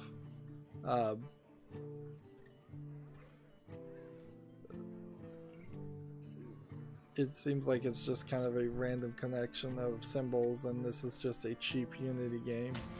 And at the beginning of the trailer, as I'm starting to play, it says, "Warning, these have the potential to really hurt you," and I don't think so. So it's basically a horror jump scare images, I think, integrated with a terrible, lazy made Unity game demos. And I don't think I really would buy into the idea that the basic gameplay is designed to put you at ease so the jump scares can work better on you, or there's some kind of mental manipulation. The Basilisk is 35% off for $1.29. Nah, I think the gameplay part of this game is a problem. Well, this developer made another game called Archimedes, which is rated very positive at 81% for 131 user reviews, and it seems like it's a similar idea as the Basilisk, so I wonder if this is a jump scare game that streamers play.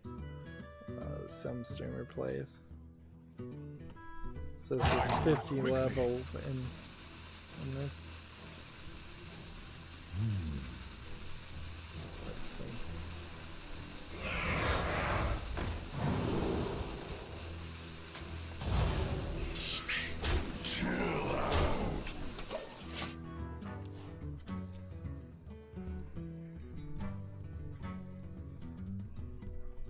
Eurogamer has an article. Amazon is ending the £2 Prime discount on physical game pre-orders. So any orders placed after the 7th of August, apparently in Europe at least, will no longer get a discount for pre-ordering. I've heard a few people using Amazon Prime to pre-order video games. I don't recommend people ever pre-order video games in general,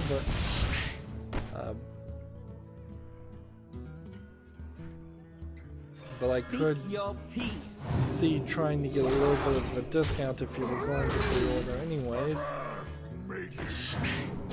Maybe in the United States you still do get a discount.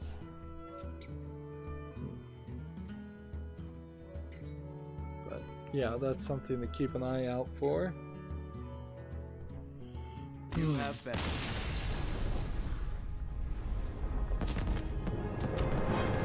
See, it's been an hour, and let's see if we can just wrap up here, because I really do feel like I'm crashing, and I'm gonna start falling asleep in the middle of streaming if I'm not careful. So we've done everything on the Americas account except for win with the Tavern Ball, which theoretically I will build a deck to win with that. Let's switch back to the European account. Eurogamer has an article. Surprise Metal Gear Solid 5 updates let you play as quiet, which is interesting. Certainly. Good thing the fire is roaring. I don't think it's going to change too much, though. You play as quiet in the FOB missions, I believe. Right, so now on the European account, I've unlocked the Tavern Brawl, but I haven't gotten another daily quest. So theoretically, I could make it deck and then try to do that. I think we'll just do all that on Friday though. And then let's switch over to the Asian account and look there.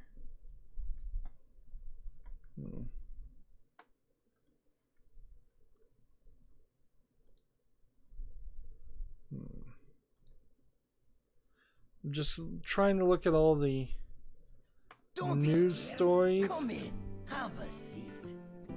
that are just not games, and we'll just leave a lot of these games to look at for Friday, which hopefully Friday plays a little bit better and I'm a bit more awake. One of the things of being half asleep here is let's play a druid cards.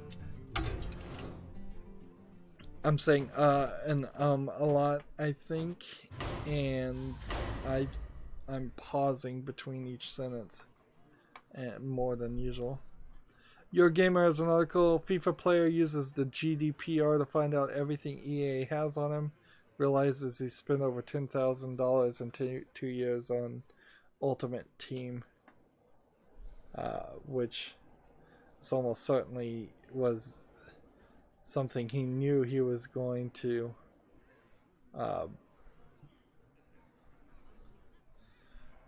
find out.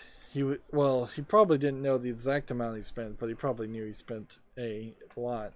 I thought I started the game there. PC Gamer has an article. Resident Evil 2 remake devs worried about the ridiculous giant alligator fight. it was tricky to do without changing the game's tone a lot. So the remake will include Tofu and Hunk and the big alligator, which, okay, good. I suppose. I think people would want all of those things. Your Gamer has an article. Steam's huge friends and chat update is now out of beta.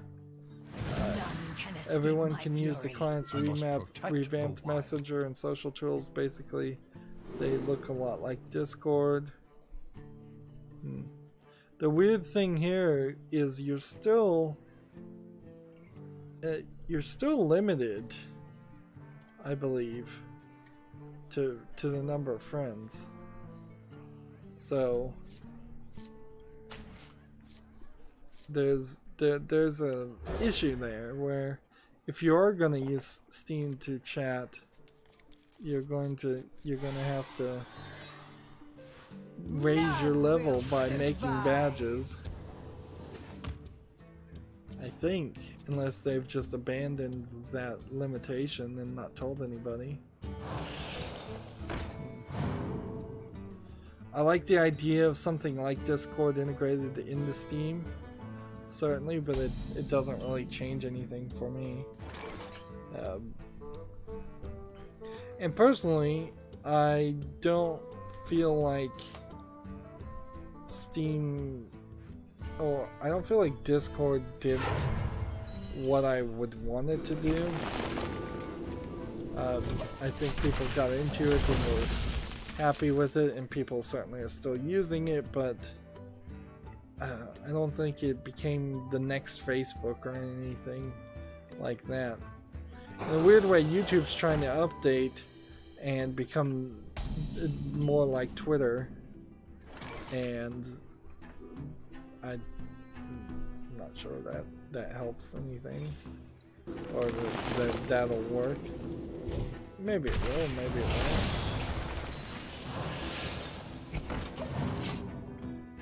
Gamer Sutra has an article. Mini Metro surpasses 100 million sold, so that's more reason, I guess, for me to play Mini Metro.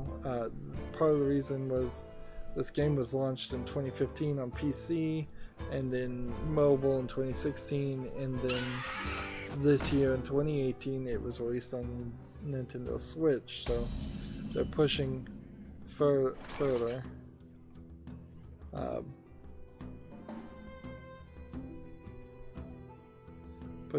Pushing the game on new platforms is getting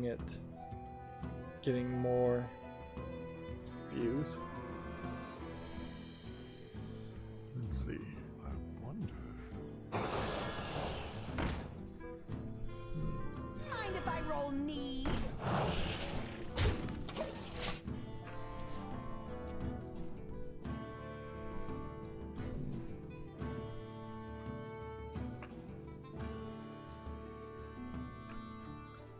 Gematsu has an article. Disgaea 6 will definitely release as NIS platform.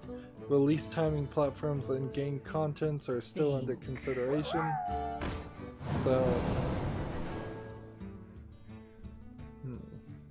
this is an odd article, really. It's just quoting somebody and saying, yeah, this game series that's been very popular, at least in Japan, will get a sequel. That's kind of all it's saying.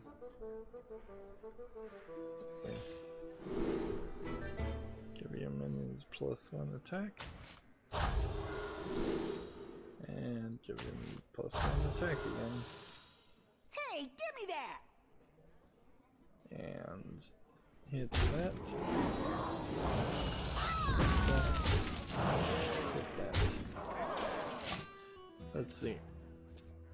PC Gamer has an article. Steel Division 2 announced, moving to the Eastern Front. We'll get more information, I'm sure, about Steel Division 2 when it comes out or gets closer to coming out. Your Gamer has an article. Surgeon Simulator transfers to the Nintendo Switch with co-op play. So yeah, if you like Surgeon Simulator and wanted to play it on the Switch, now might be more of a chance.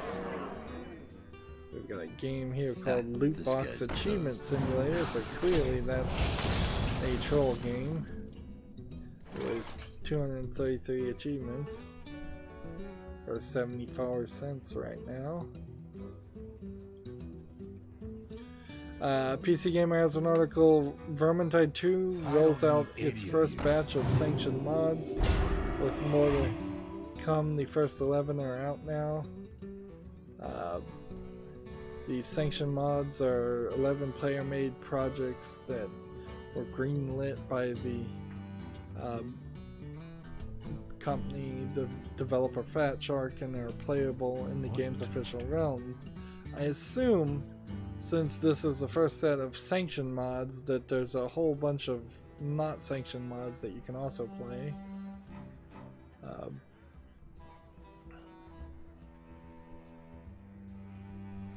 Oh, yeah. Time waits for no one. It's my turn. See, I'm falling asleep. I totally am. I'm losing focus. Let's see. Gamasutra has an article, the mobile startup Knock Knock raises $2 million in funding towards developing chat games. Knock Knock is a gaming startup founded by Zynga, TinyCo, and EA alumni. Let's see.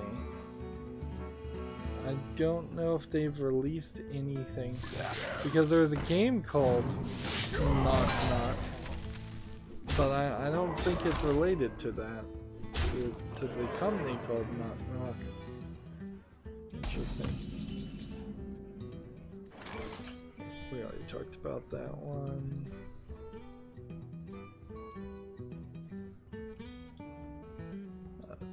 Save that one for Friday. I'm saving way too many things for Friday. Where shall I strike?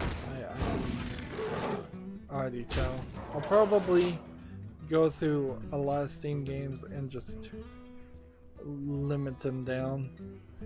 Gamasutra has a job listing for Cloud Imperium Games if you want to be the principal character artist and work in Los Angeles, California.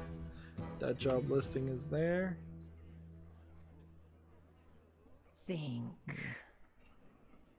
Mushroom power!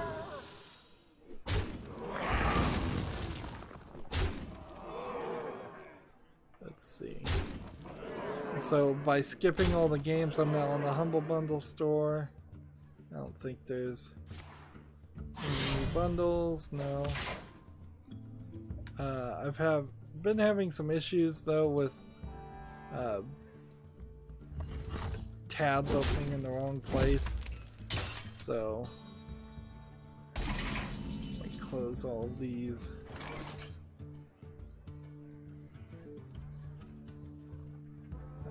There's Twitter in the wrong location, so I gotta drag that tab back. I wonder. Swords of Ditto has put out a slight update. Maybe they've improved it a little bit. I wouldn't. The weird thing there is I'm not sure anybody's ever gonna know, because I don't think I'd be willing to risk it. We'll offer you aid.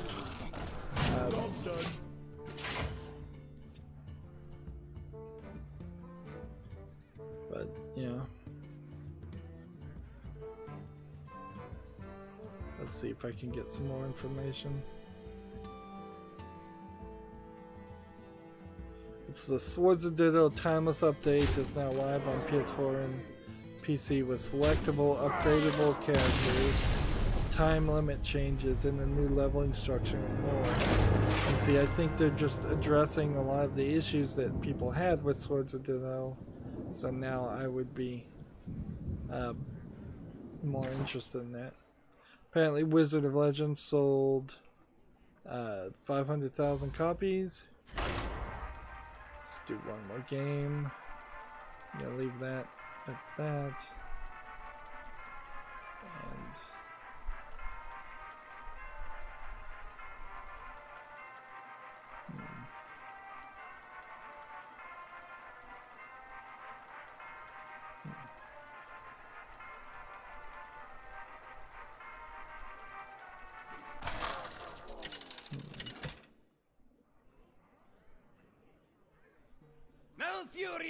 versus Maiev. None can escape my fury. I must protect the wild. Gematsu has an article. Nickelodeon kart racers have been announced for the PS4, Xbox One, and Switch. So that's an interesting twist. Certainly that racers from SpongeBob, SquarePants, Rugrats, and Hey Arnold, and more, also the Ninja Turtle ones I can see in the screenshot, are going to be able to play in some kind of kart racing game to try and compete in against like Mario Kart, I suppose. Although that is not really a apples to apples comparison, certainly. Like I don't think anybody's gonna feel like they're getting the same experience or the same amount of nostalgia playing a racing kart game with Nickelodeon characters versus Nintendo characters. Let's see, PC Gamers is still promoting Sunless Skies. That game was way overhyped. Sunless Skies launches a terrifying third region, delays full release to 2019. Game is still not out. Let's see, PC Gamer has an article. No Man's Sky draws over 40,000 concurrent players on Steam with the next expansion. That's twice as many players that showed up for the Atlas Rises expansion in 2017. So I guess they are working to bring back an audience there, and it's sort of working. A stranger will offer you aid. Man, that is probably one of the best cards to have gotten.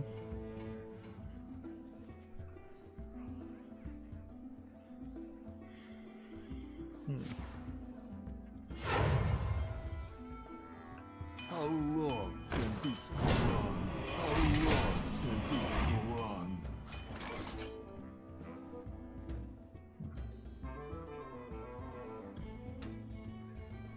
PC Gamer has a article called "How to Choose and Defend Your Faction in Team-Based Survival Game Rend." That feels very much like a advertisement for an unknown game to me. The future is now.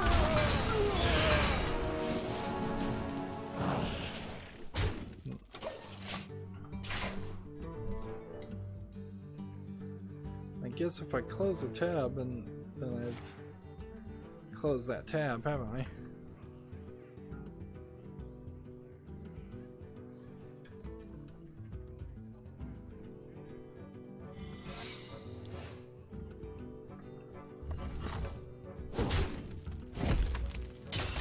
So now I'm back on my Twitter account, and almost certainly there'll be more news. The Boomsday project is yeah, definitely adding more cards and talking about more cards that are being added.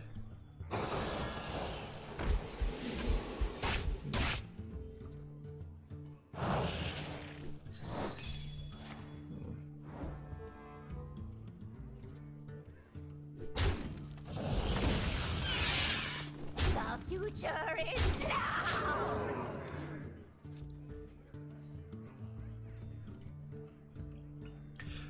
In the 2 hours plus of streaming, it seems like there has really only been about 15 more announcements that came out. It's about 3:30 p.m., so about the time I'd start streaming normally. And yeah, that I think more news will probably come out today. But I'm in such a bad position. Yeah, I don't know what to really even do about this. This would, It's time for a little brawl. I'm gonna have to figure something out, some way to to get back to sleeping 6 to 8 hours in one run. And every time I get any of my sleep schedule close to being what it should be, something happens and then it changes.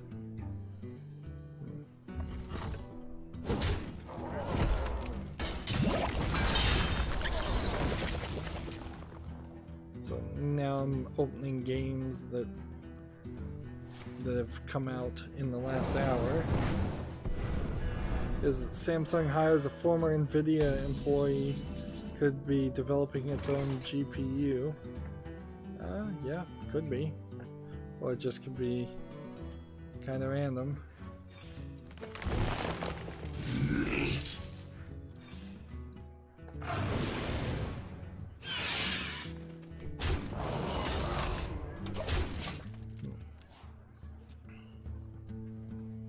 Yeah, and I'm going quiet here because I don't really have anything.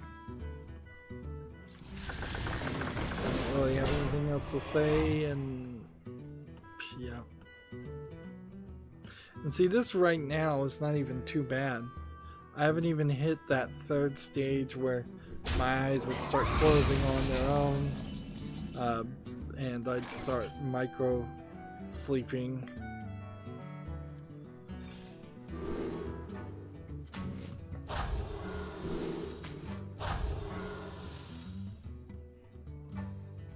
Smart moves, I concede.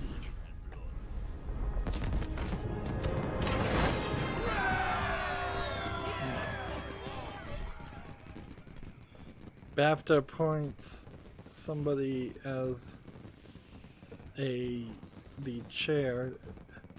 This BAFTA appoints Dr. Joe Twist as chair of the games committee. That's so. That's probably a good thing, I would assume, for the people who wanted to win BAFTA awards. We'll talk about that on Friday, hopefully. Let's see. Just scrolling down. Just scrolling down a little bit more before we wrap up.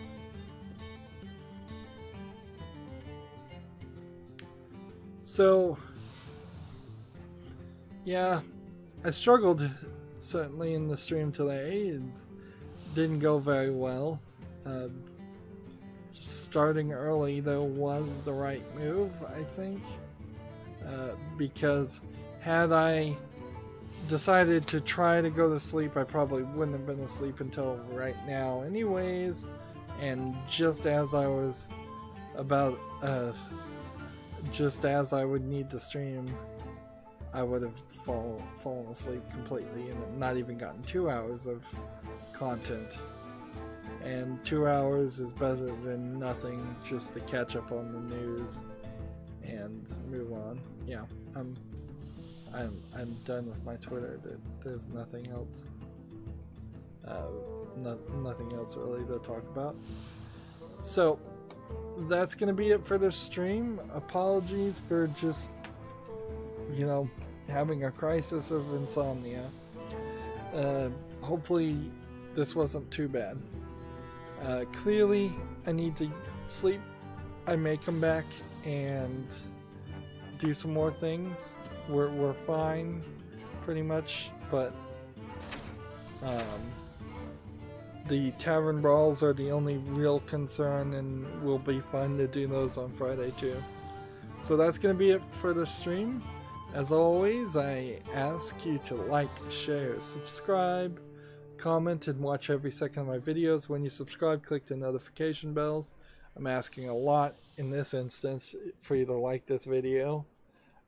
If you want to friend or follow me on any social media sites, there's a bunch of links down below. And if you want to support me, despite my bad efforts sometimes, you can friend me on Steam and gift me a game or a gift card. That's it for this recording. Extra special thank you for watching this one.